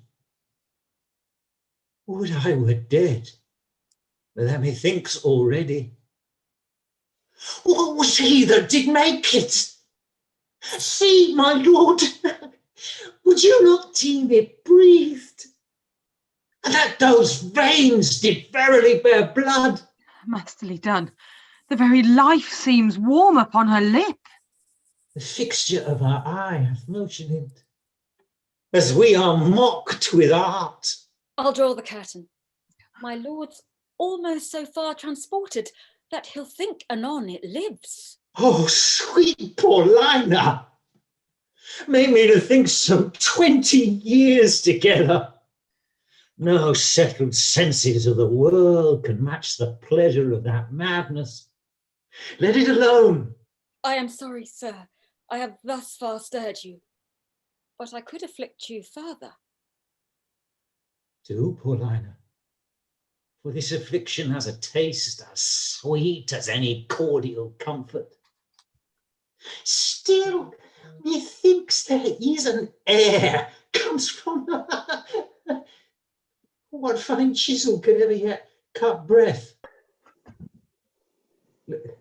Let no man mock me, for I will kiss her. Good my lord, forbear. The ruddiness upon her lips, it is wet. You'll mar it if you kiss it. Stain your own with oily painting. Shall I draw the curtain? No, not these 20 years. So long could I stand by a looker on. Either forbear, quit presently the chapel, or resolve you for more amazement. If you can behold it, I'll make the statue move indeed, descend, and take you by the hand. But then you'll think, which I protest against, I am assisted by wicked powers. What you can make her do, I am content to look on. Or to speak, I am content to hear, for 'tis as easy to make us speak as move. It is required, you do awake your faith.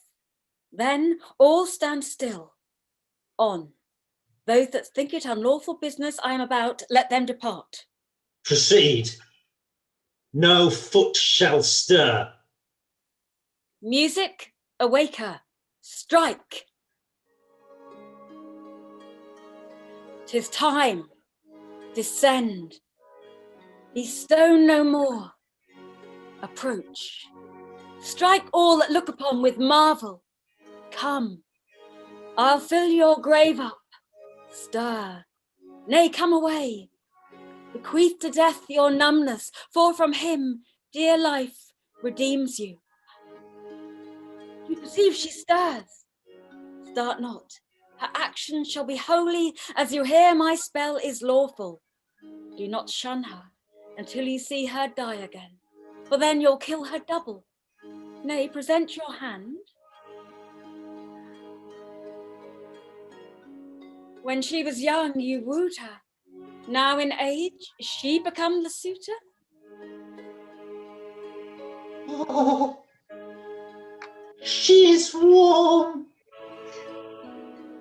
If this be magic, let it be an art, lawful as eating.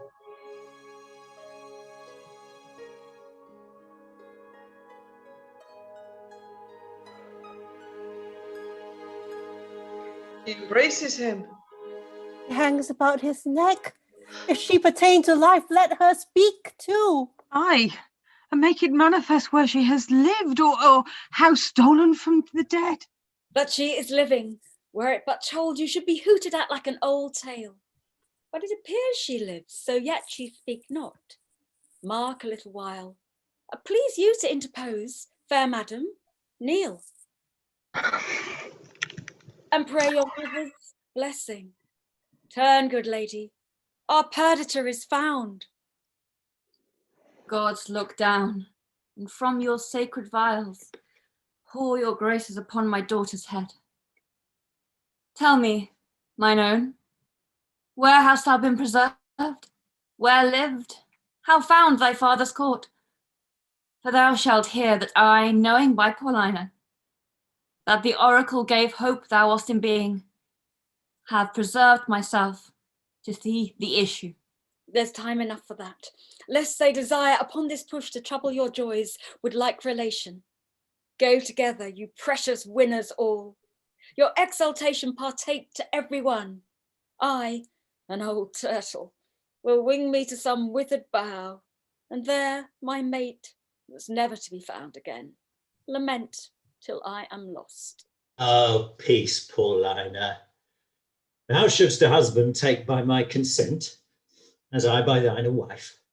Well, this is a match, and made betweens by vows. Thou hast found mine, but how is to be questioned, for I saw her as I thought dead, and have in vain said many a prayer upon her grave. I'll not seek far, for him I partly know his mind, to find thee an honourable husband. Come, Camillo, and take her by the hand, whose worth and honesty is richly noted, and here justified by us, a pair of kings.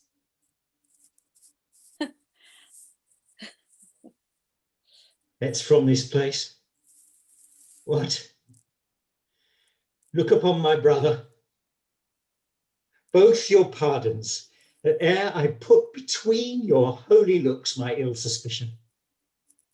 This your son-in-law, and son unto the king, whom heaven's directing his troth plight to your daughter. Good Paulina, lead us from hence, and we may leisurely each one demand an answer to his part, performed in this wide gap of time since first we were dissevered. Hastily lead away.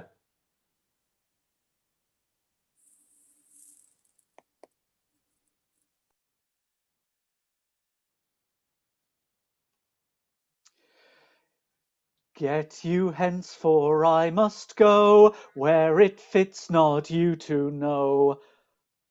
Whether, oh whether, oh whether it becomes thy oath full well, thou to me thy secrets tell, me to let me go thither. Or thou goest to the grange or mill, if to either thou dost still, neither, what neither, no neither.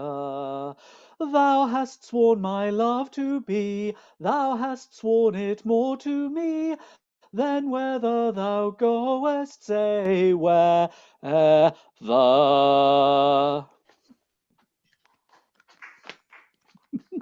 Thank you all. That was amazing. Beautiful. I have no words. Thank you. I don't know if it was a sad tale. I think it was best for winter. Thank you all so very, very much. It's been an absolute delight. Have you had fun? You on screen? Have we had a good time? Yeah. Oh, you are so patient. Absolutely. You let me torture you. You let let me send you mad. We kill you. We bring you back to life. It's no end of fun. All right. Thank you all very much. That was an absolute treat. I hope those of you watching have had a wonderful afternoon as well. We're going to take next Sunday off because that's how we do it now. But we'll leave Winter's Tale up for people to dip back into. And our entire catalogue of plays and scenes from last year is open and available on our gallery, on our YouTube page. So anytime you feel like dipping in, then please do, in case you miss us. We'll be back in 2 weeks. So January the 31st, we'll be back here doing scenes at 3 o'clock and 5 o'clock. And it looks like it's going to be a lot of scenes. So come along and have some fun. To those of you on stage, oh, Antigonus is back. Sorry, Mark, I didn't see you. Yay, he's back from the bear. Well done. I love this play. Everybody comes back to life. It's been an absolute treat. Thank you so much for getting us off to a really grand start. Everybody out there, everybody on the screen, have a wonderful week. Take care of yourselves and each other as ever. And we will see you for live in a couple of weeks. And don't forget, if you want to join us for our histories, we're back in 4 weeks' time. So we're back on Valentine's Day. Hey, it's a good date night play. Who cares? Right. See you all. Have the rest of a wonderful Sunday. And until next time, farewell. Fare thee wells.